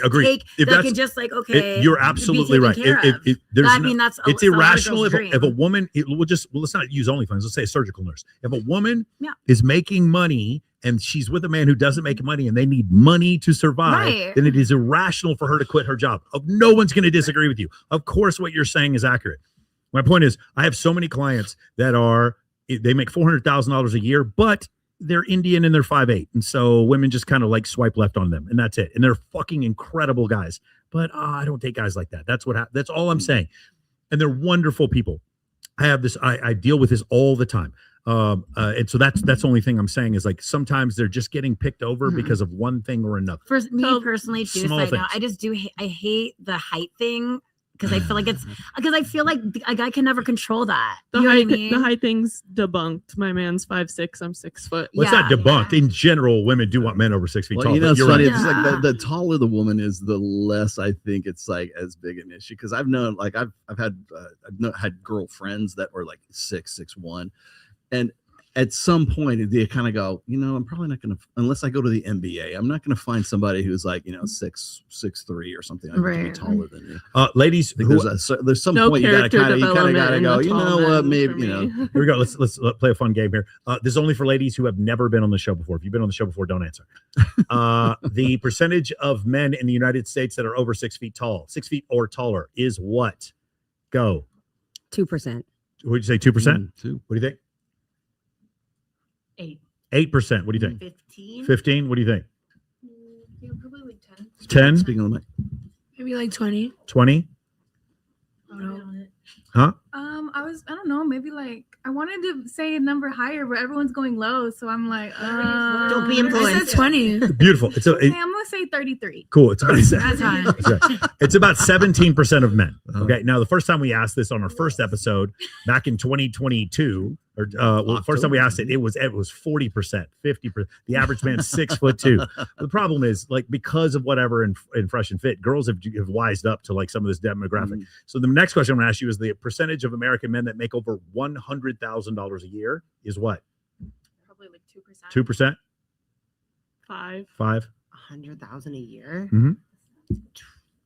20. 20? What do you think? Maybe like 40. 40%. What do you think, Stephanie? I think like 5%. 5%. What do you think? I'm gonna say like 20. 20? What do you think? I think like 30%. 30%. What do you think? 12%. 12%. Oh, 25%. What do you think? 1% make $100,000 a year? I think it's Girl, you must be from the hood I'm from. That is crazy. That is figures. wild. You're from the UK also. No, I grew up in Vegas. So Okay. Okay. That is wild. It's 14%. All right. So the thing is, if I multiply 0.14 times 0.17, which is men who are over 6 feet tall and make $100,000 a year, that is 2.2% of men. Now, the thing is, when we originally started asking these questions, the numbers were outrageous. It was the average guy makes $400,000 a year and is 6'2". Those are the number. Those are the outrageous numbers they were telling us. And then over time, it started to get a little bit lower and lower because I think these demographic numbers, because they've been so viral. I have a video that's got 10 million views where we ask the girls this question, and then they are massively disillusioned. The thing I'm trying to say though is, you guys understand that if that is the case, like, there's no one for you to date. Does anyone see that? Or is it just like, well, there's 2.2% of men, but I'm special and I'm going to get that man? Do you guys not see the problem here? That's why no one's in relationships. Okay. Could that also be? They're just sharing that one guy. So 2.2% of men are Which has been done historically for a long time. 2.2% of men are 6 feet tall and make $100,000 a year. And women, what is it? I'm sorry. What percentage of them are available? 70. Oh no, even smaller. We get into that. Yeah, it's like 0.2. 100%. So two stats. I'm just you guys can figure out whether or not they're correlated. 2.2% of men are over 6 feet tall and make $100,000 a year, and women, 75% of women had. I'm sorry, 50% of women had a positive view of men, and under the age of 25, 35% of women had a positive view of men. Do you see? How this could be a problem, how these things could be matching up, that maybe why they have a negative view of men. We're figuring out why the fertility rate is going down. I think we're figuring out why the percentages are there, because the smallest percentage of men that we'd have better perspectives on don't exist. Correct. So we're looking at the latter. What do you mean? Meaning it's being alone. The numbers are coming from the other 98% of men. That's that we're gauging. So when you say that there's only 2.2% men that are above 6'2", and 6 feet tall, and make 100K, and 100K, if that's only 2.2%, when we're doing our polls here, we're not meeting those men. So clearly, this is where the polls are coming from. But you have access to those men. You know where you have access to all of them? Why don't you enlighten me? On social media. Yeah, you have access to every single one of those men, and women often do. Do anybody see the video of Chris Brown going to an after party and there were 400 women following him from behind? And I would put any amount of money, more than half of them are in committed relationships, following him up to that thing. The level of hypergamy, we have unfettered hypergamy, and it's leading to a totally polygynous society where the average guy in the United States has I'll skip all the dramatics here, has about 7 sexual partners in his life, maybe 6. About a third of men go a year without sex. So we're going to take that bottom third of men, and we're going to say they have 0 or 1 sexual partners. We get to the median man, he's at about 7. Okay. And then the top 5% of men, they have 50 sexual partners, and the top 1% of men, 150 sexual partners. 0, 7, 50, 150. What is that? Does this look like a line, or does this look like a hockey stick? What does that look like to you guys? And that's how that's how sex is distributed to men. There's a few men at the top who are getting a shit ton of sex, and there's a whole bunch of men at the bottom who are getting none. It's been that for so long, though. It's always been correct. Throughout history, 40% of men and 80% of women have reproduced. I understand, I might get a lot of hate for this, and I come from a nuclear family, and I was a wife. I was raised by a wife, so I get tradition, but also I'd rather share a hot, high value man, because I feel like having it just all to myself, I'd be like stressed out. But Okay. girl, tag in. Well, you and Nikki Glazier, I'll both agree. No shit. Yeah, I'd be like, Thank you again for that video. Call her daddy. it'd be too much pressure to have like a guy like focus on me the whole time. Just be like, half it up. You want to do? Oh, you want to Rage do? Yeah, okay. Let's get into it. 2 years ago, I met a female content creator who was very confidently telling women she would never get married, she didn't trust men, that marriage was basically slavery, and other women shouldn't do it either. A few days ago, she got engaged. And in the comments, you could see that many of her followers felt betrayed. But there's actually a very big lesson in here that you need to learn. Many of you are getting rage baited into hating the opposite sex by people who have no business giving you advice and would change their tune in a second if they found the right person. And that's how you end up taking life advice that takes you down the wrong path. Real life advice about relationships, about how to see the opposite sex, how much you trust, how open or closed you are to love, from people who are figuring it out just like you, confused just like you. They're just doing it on camera with some feminist buzzwords and a monetization strategy. What works for one person will not always work for you. What resonates emotionally is not always the same as what's true. And someone being loud and confident doesn't mean they have any business telling you how to live.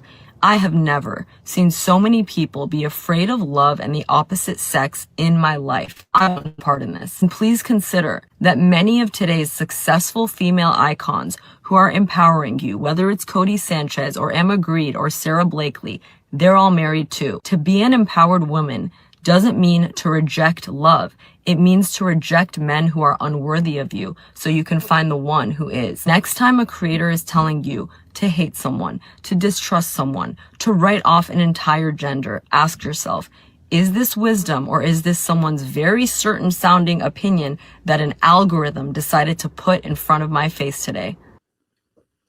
Beautiful. I think we've covered this topic. What do you guys think about that? I love that. Like my whole being here the whole time, I was like, damn. I sometimes like I'm on the man side. I have two brothers. I'm in a male dominated sport. So I hear both sides of it. And it makes me mad at girls because it's like we're uneducated, we're not attractive, and we're talking shit about men. Like I want to stand up for the men, honestly.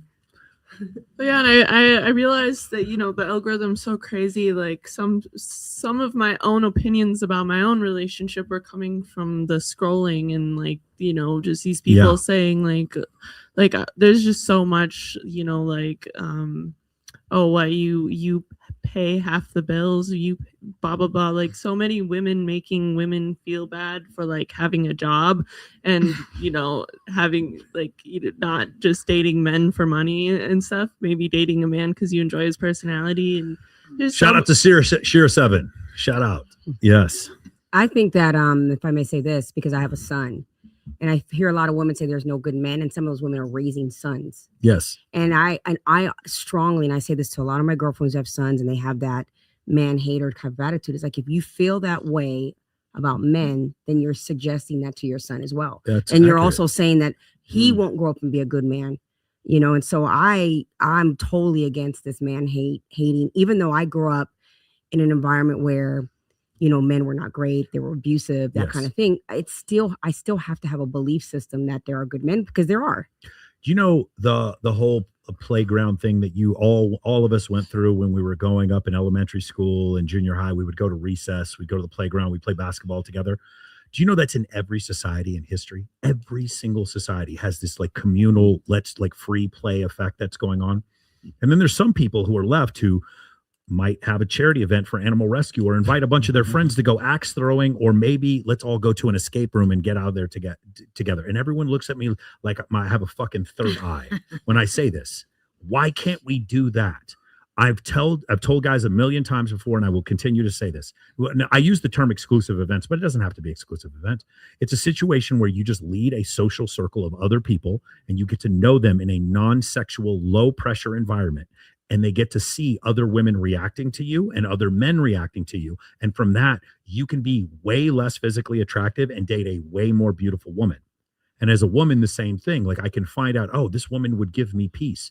There's several times where I friend zoned a girl because I wasn't really into her, or whatever. And then I got to know her. I knew she's very attractive, but I just friend zoned her, and I get to know her for a while. And I was like, yo, this girl is non-judgmental. She's going to be super supportive of my business. The girl that I'm with now, I'll be honest with you, I didn't see it as being in a long-term relationship, but it was just like she supported my business. She was totally down for me. And I wouldn't have learned that unless we were in a group environment together for 6 weeks, 8 weeks, whatever. And I just don't understand why I'm looked at like I'm crazy. No, Michael, just go up to women and tell them I'm so attracted to you. Will you go on a date with me? May I meet you? Let me buy premium on Tinder and get the premium swipes. Yeah. You're fucking creepy. Or here, my favorite. Let me go to a matchmaker. What's the first question the matchmaker asks the guy? What's the first question? How much money? How much money do you have? What's the first thing that the matchmaker tells the woman about the guy she's setting her up with? How much money does he have? Let's go to matchmakers. Yeah, matchmakers and dating apps and cold approach pickup. Fuck yeah, let's go do all that. Meanwhile, not to toot my own horn, but I have a 4.99 rating on Trustpilot. Why don't you go check it out for yourself if you don't believe me? Because all of my clients will tell you that what I teach them fucking works. Cool. Anything else? Last one. Let's do that last one. Last one. I just wanted to say Go ahead. really Go ahead. quick, because you've mentioned Shira 7. She says that she's a financial advisor, not a dating coach. So I just wanted to say So here's the thing. I'm going to do a video about female. Yeah. I'm going to do a video about female panderers, and Shira 7's not one. You want to know why? Because what she's saying isn't wrong. It's going to put you in a horrible relationship, but it's not wrong. It isn't wrong. You will end up with the bag if you act like that. Same thing with Russell Hartley, who, by the way, a lot of people don't realize is one of my really good friends. Russell Hartley and I are on the complete opposite sides when he talks. He's telling women to be gold diggers, and I'm telling men do not fall for gold diggers. But he is one of my good friends.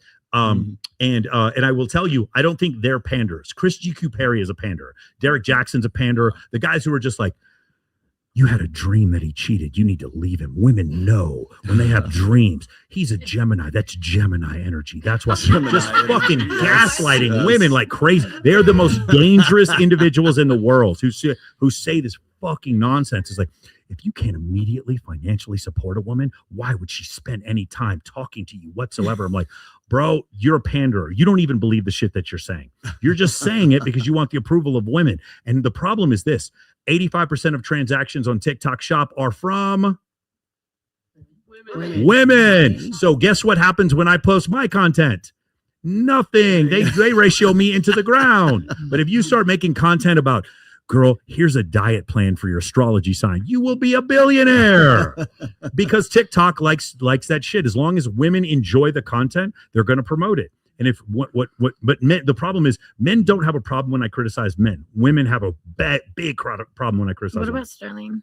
Sterling Cooper? Yeah. Well, Sterling, dude, I am absolutely 100% going to set you up with Sterling Cooper. Yes. That is not even a question. That is not even the girls asked me to set them up with Andrew Tate because I know Andrew Tate. I was like, that's gonna be a little harder. Sterling Cooper, I can absolutely make that happen. He'll be in a plane tomorrow. Justin Waller is a little bit more difficult, but possible. Probably work that out. Probably work that out. But Sterling Cooper, 100% I can make that. I'm not a grifter guy. Yes. All right, here you go. This one. If you get a man to pay your bills, you say rent is due. Like that. I'm like, it all depends on where the man is at financially too. Like, I have dated like mostly very wealthy men. And so if you go to a very wealthy man, like for example, my last boyfriend, we were traveling and I think like, I was like, I can't travel all the time. I need to work and pay my bills. And he was like, how much are your bills? And that's it. And then do you show him how thankful you are? What is it afterwards? I'm Let's say there. you show up. I'm there. That's you being thankful. Yeah, and any wealthy man that I've dated, they've watched my content. I'm sure that they'll watch this. It never even occurs to them to be like, aren't you grateful?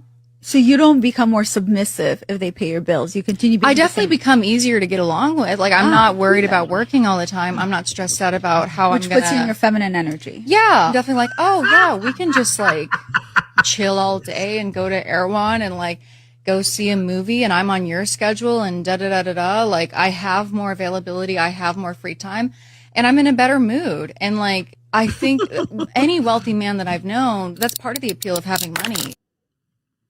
What do you think, ladies?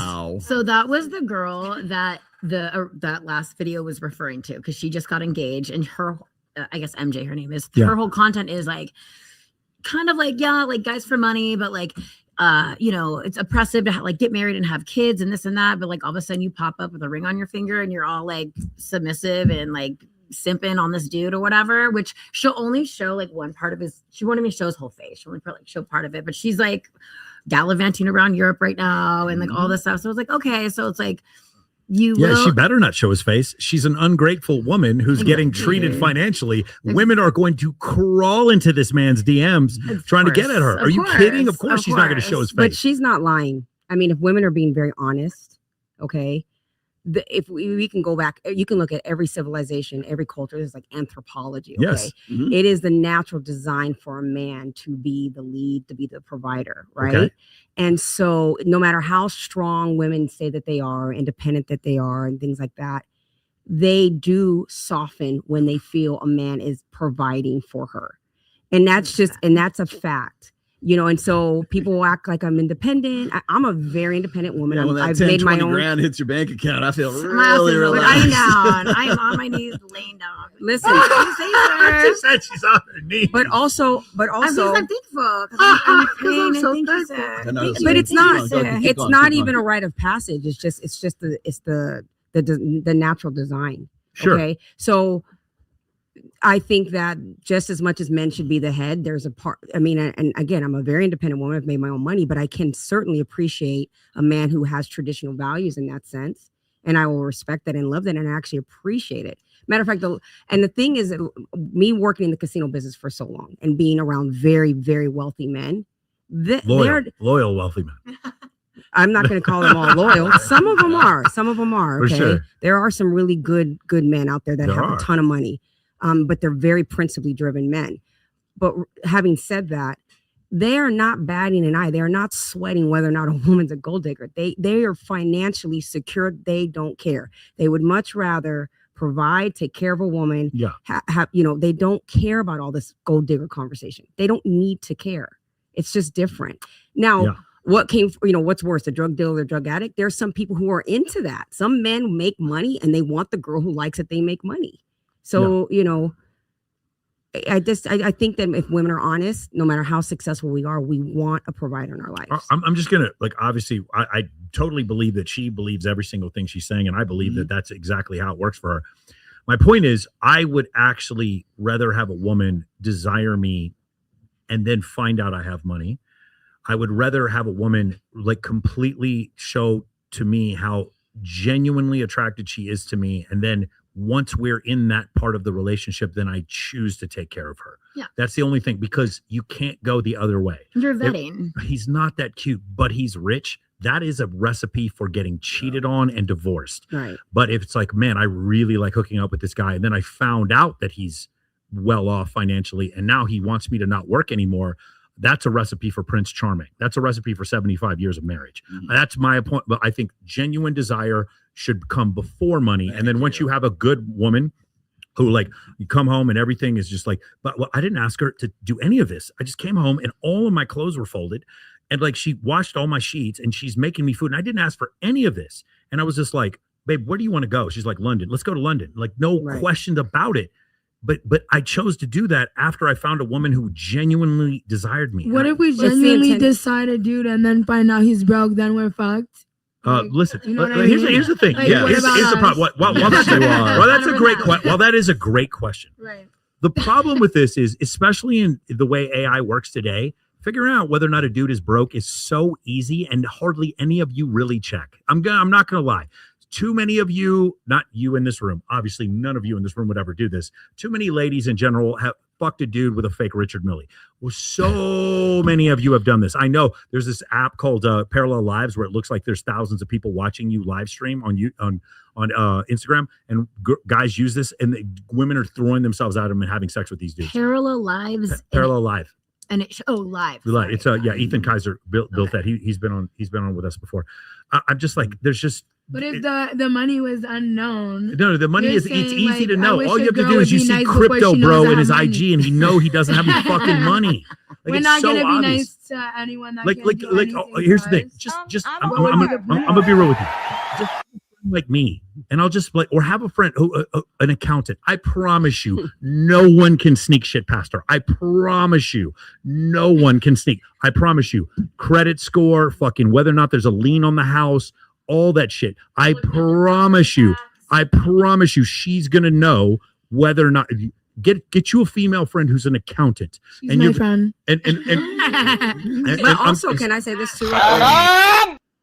Ladies might hate this a little bit, but if you want a certain caliber of man, you got to level up yourself. I agree 100%, 100%. Because there's a lot of girls who out there, and I've seen them, that they're not taking care of themselves, kind of like what you were saying earlier. And women don't want to hear that because, you know, we get in our feelings about it. You got to reflect what you want to attract. But listen, there are certain places I'm not going because I'm not trying to attract those kind of men in my life, period. Exactly. But I hold myself up to a certain standard. So I'm not gonna go beneath my own standard because it's how I'm showing up. Now, I'm not going to have a man in my life with expectation because now I'm going to put pressure on him when I'm not even at that level. So it's like, if you're looking for something in your life, you got to look at yourself first because you're only going to attract what you. So if a guy's playing you and he's lying, and I'm not saying you, of course, but if he's lying and he's not got money or whatever its situation is, you're attracting that. You're picking that. Nobody got time for that. Every time a girl comes to me and she's like, oh, I thought this dude had money, and I go check his IG, I can tell in 10 seconds this guy doesn't have money. It's so odd. You could like look up the license plate on the fucking Lambo he rented. It's so easy, especially with AI. And these women are just like they want to believe it. So gullible. Just dude, have one guy friend or just a female friend who's maybe an accountant or a financial planner and be like, hey, do you think this guy really has money? We can tell. So dude, I've worked in finance for 9 years. You admit a lot of guys of course they fake their lifestyle, fake how they are to attract girls, and then you guys wonder why we don't want to be nice to every guy. Most guys do. But it's intention. I think what you're saying, I like what you said earlier about like you would rather play poor, so to speak, and make sure the woman was integral. Because I think intention is everything. Yes. And when women just want men for money, because I'm not suggesting that. When you just want a man for money, then you're just being transactional. Well, I'm a whore. Money, looking for something, they can smell that a mile It's away just not too. genuine, Yeah. you know. But my question is, when you're vetting a girl like that, how is she working 40 to 60 hours a week going to do all of those household chores for you? I don't need her to work that much. She did it once, and I was like, baby, you don't have to do this again. I have a Augustina as my I have a housekeeper. But whenever my girl's ever stressed, I'm like, put that down. I'm calling the housekeeper. Don't ever fucking do this. But it was the intention of her wanting to take something off of your plate. Correct. She passed the test. She didn't even know she was taking it. That's exactly right. Yes. I think the gist of this conversation is something I've gotten into recently, is that there will never be an equal exchange of value between men and women. It's just simply not impossible. I hate the conversations where people will say, well, what do you bring to the table? That should never happen because there is no such thing as an equal exchange of value. There's no way to measure it. Well, exactly that. And like, I think it was Tristan Tate said something like, simping is an unequal exchange of value. If that's the case, then every man on planet Earth is simping right now. There has to be something that you find like that woman. Like, I think this sounds really irrational for this woman to be saying, well, I have these guys and they're basically they're sugar daddies, right? They have these guys that are just the rent's due, the money comes in. She's not fucking them. She's not doing anything with them. She's just there. And she's just like sort of a female companion who just happens to hang out with them. And she's nicer because of that. And I'm like, there's no here's a whole bunch of money just so you'll be a nice human being, right? And that's a commodity right now. It's so rare for some guys that you can commodify it right now. And I think that's a testament to what I'm saying when I say there's no such thing as an equal exchange of value. I'm going to postulate a hypothesis. I don't know that I'm right, but I suspect that I am right. And I'm curious if you ladies can give me some insight to whether or not you think I'm right. I think that that women have never had more men give them money without having sex with them than at this point in history. Like when we played a clip one time where one was like, to date me is like $114,000 or something like that a year. And I was thinking to myself, if a woman was getting $114,000 from this dude and didn't sleep with him, she would never sleep with him. I used to manage a strip club 20 years ago, and the girls, it was like, there was always this idea. This is another strip club manager. He taught me this. He was like, the girls don't sleep with the client. And like everyone thinks the strippers all sleep with the clients.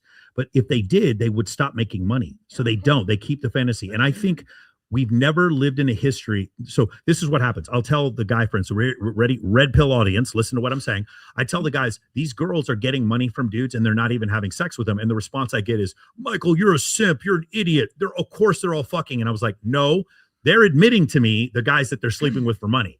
Like we've had plenty of girls on here who have been open sex workers, and they'll tell me when they're sleeping with guys for money. The same woman who's like, yeah, I sleep with this guy for money. I sleep with this guy and he doesn't make me have sex. Or he goes, I get money from this guy and he doesn't make me have sex with him at all. And what I'm seeing is that is happening way more now than at any point. So the problem wasn't women fucking dudes for money. The problem is women getting money without fucking dudes, and it has raised the price of dating women to some outrageous level. So does anyone disagree with me? Does anyone disagree with that? I agree. Yeah, because if you want full, like these guys don't even get access and they're paying. Yes. You want full access for free for minimal effort. So my point is, if I'm wrong, then OF wouldn't exist. What I'm saying is, like, what you guys are failing to, because people think that I'm making some moral judgments, like Michael's trying to save these hoes or act like they're different. Like, no.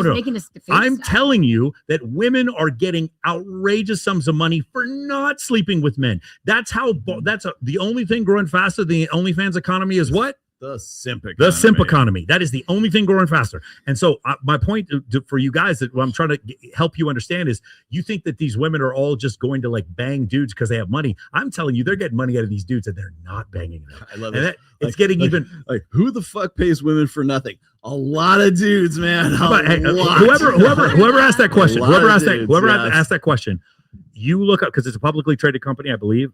Look up the 10K for OnlyFans. And I believe in 2023 it was $6.6 billion. Okay. Billion in revenue. So I want you to look that up. And I think the revenue numbers that they've been increased, you ask that question, the answer is so easy to answer. So there's an app called Moose, Moose, I'm sorry, MUSE or something like that. And it's basically like, you're basically just sort of like a friend or a talk therapist. They pay you money and they're like, oh, I went on this date last night. I don't know how it goes. How do I message this girl? Or any sort of like, they just want a men are paying for a woman's perspective. Exactly. When you could just come on Access Vegas. You just watch Access Vegas. On here. Do that as well. No. So you guys agree with me. It's like, there's never been a point in history where women had to do less to get more money out of men. Especially with older men. Yes. I've seen a lot in the casino business because women, they're lonely. To your point, well, it's dangling the carrot. Exactly. And once you give up the carrot, then there's that chase that they get. And I see a lot of women do. We used to call them butterflies in the casino. It's like, you got your little butterfly, and they're spending money, and these girls are living the life, and they are not hooking up with these men. So I want you to consider this, right? And I'm just going to use myself as an example here. Up until recently, I only wore an Apple Watch, and I had a car with 122,000 miles on it, and had no trouble getting women. And yet these other guys are paying women and getting no sex from them.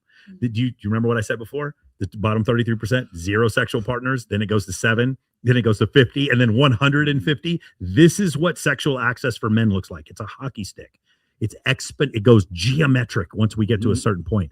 And so when you look at the data from dating apps and you hear women say, I find 5% of men attractive, 3% of men attractive, 10% of men attractive, that's where we're getting into the place where we're a fully polygynous society, where the birth rate is going to plummet, and it's the marriage rate is going to plummet, and all these other things.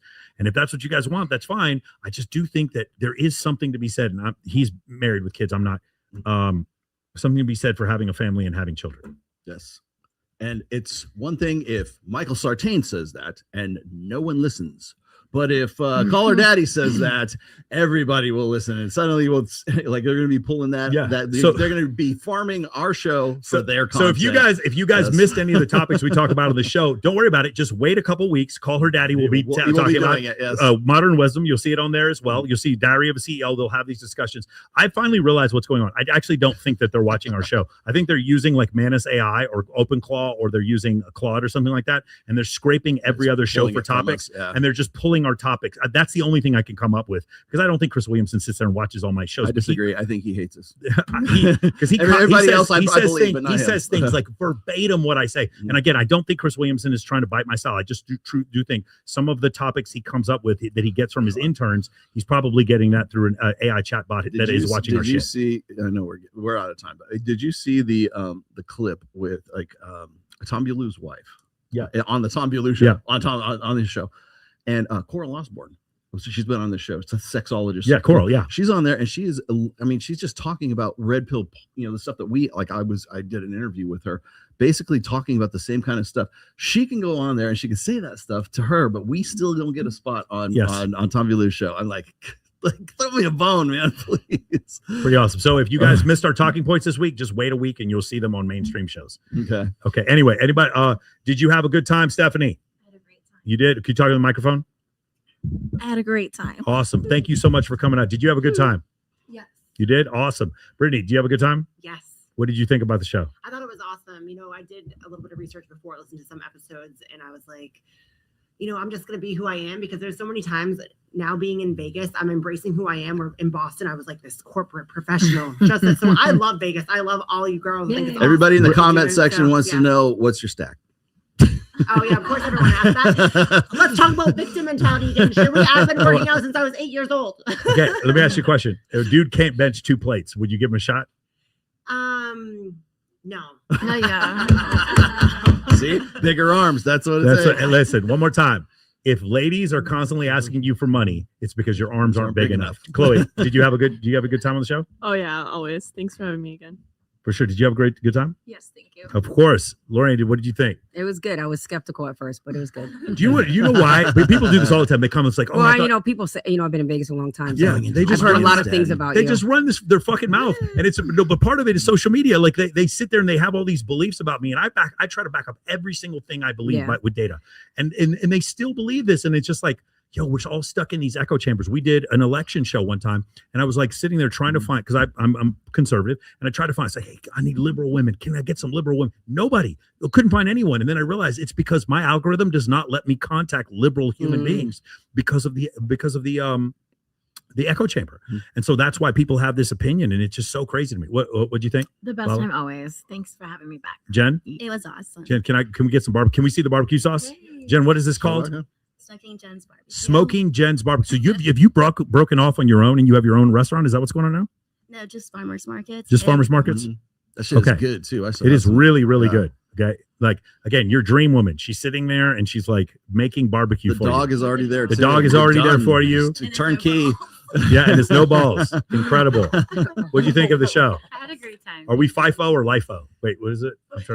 I'm just accounting terms. Huh? Those are accounting terms, right? Yes. Can I ask you a question? Why is it that I can write my Cybertruck off because it's 6,000 pounds? What is the reasoning behind that? It's pretty much based on your state. It's your state. Okay. Yeah, it's based on your state. I just don't understand, because they think it's farm equipment. Why can I write that off, but I can't write off a 5,000 pound car? I mean, in a while. You can't pull any hay, or you can't do anything with Okay. it. Like agriculturally or anything, like it's, you know, you can get a Ford and that's easy. Yes. But they assume that you're using that for My G-Wagon, I'm using it to pull hay. lighthouse. Yeah. I guess. What do you think of the show, Celeste? I had a good time. It was a good first experience. Okay, We'll awesome. have you back. Guys, come on. Next show is going to be May 6th, the day after my mother's birthday. Happy birthday, Mom. It's coming up here pretty It is soon. my daughter's birthday today. Alexa, happy birthday to you. 28 years old. Yes. It's so funny because I went on some other show with one with Brian Davila, and he was like, these red pill guys, none of them are in relationships. They don't have kids and they're not married. It's like, Rollo's been married for 29 years. And it just got quiet in the room. Yeah. That's pretty funny. All right, guys. Thank you guys so much for all 62 million men who are watching this right now. Yes. I really appreciate you guys coming on Welcome here. to the Access Vegas Academy. One more thing. If you didn't like what I was saying, and you want to come after me because you think that it's offensive for me to correct you when you incorrectly said that there were 62 million men, I will, anytime, any place, if you want to do YouTube or if you want to do Twitter Spaces would probably be easier to set up. But if you, whatever you want to do, don't sit there and be a bitch. Don't sit there and be a little bitch in my comment section. Be a little bitch. Debate me live on camera if you think that what I'm saying is wrong. It wasn't 62 million men. It was 900 and something dudes in a Telegram group. It's still horrible. It's still something that we need to worry about. The story by itself does not need to be sensationalized. What happened was terrible, and credit to CNN for doing the work. But you thought so little of your audience that you thought that it was worth lying to them by saying 62 million men went to a grape academy. shame on you. And if you disagree with me, bring it on. Don't make your stupid little videos about me. Don't do any of that. Don't leave comments. Debate me live. I'm offering this up to any of you. By the way, same thing for flat earthers and same thing for people who think we didn't land on the moon. All comers, just all comers. Anything. Please come. Don't be a little child and sit there, be passive aggressive. Take me on head to head. I haven't lost a debate in 10 years and I'm not going to lose one to you. But hey, listen, like you want to fuck with the bull, you get the horns. We will see you guys in a couple weeks. All right, guys. Bye.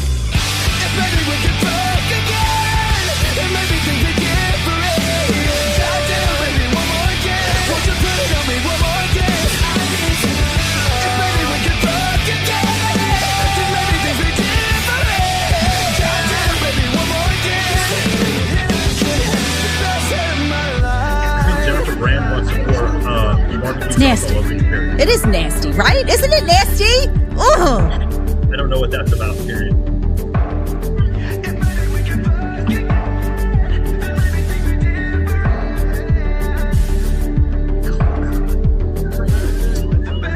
God wants you to have the baby. If you guys want, I will take you all to Peppermill. If you don't, if you got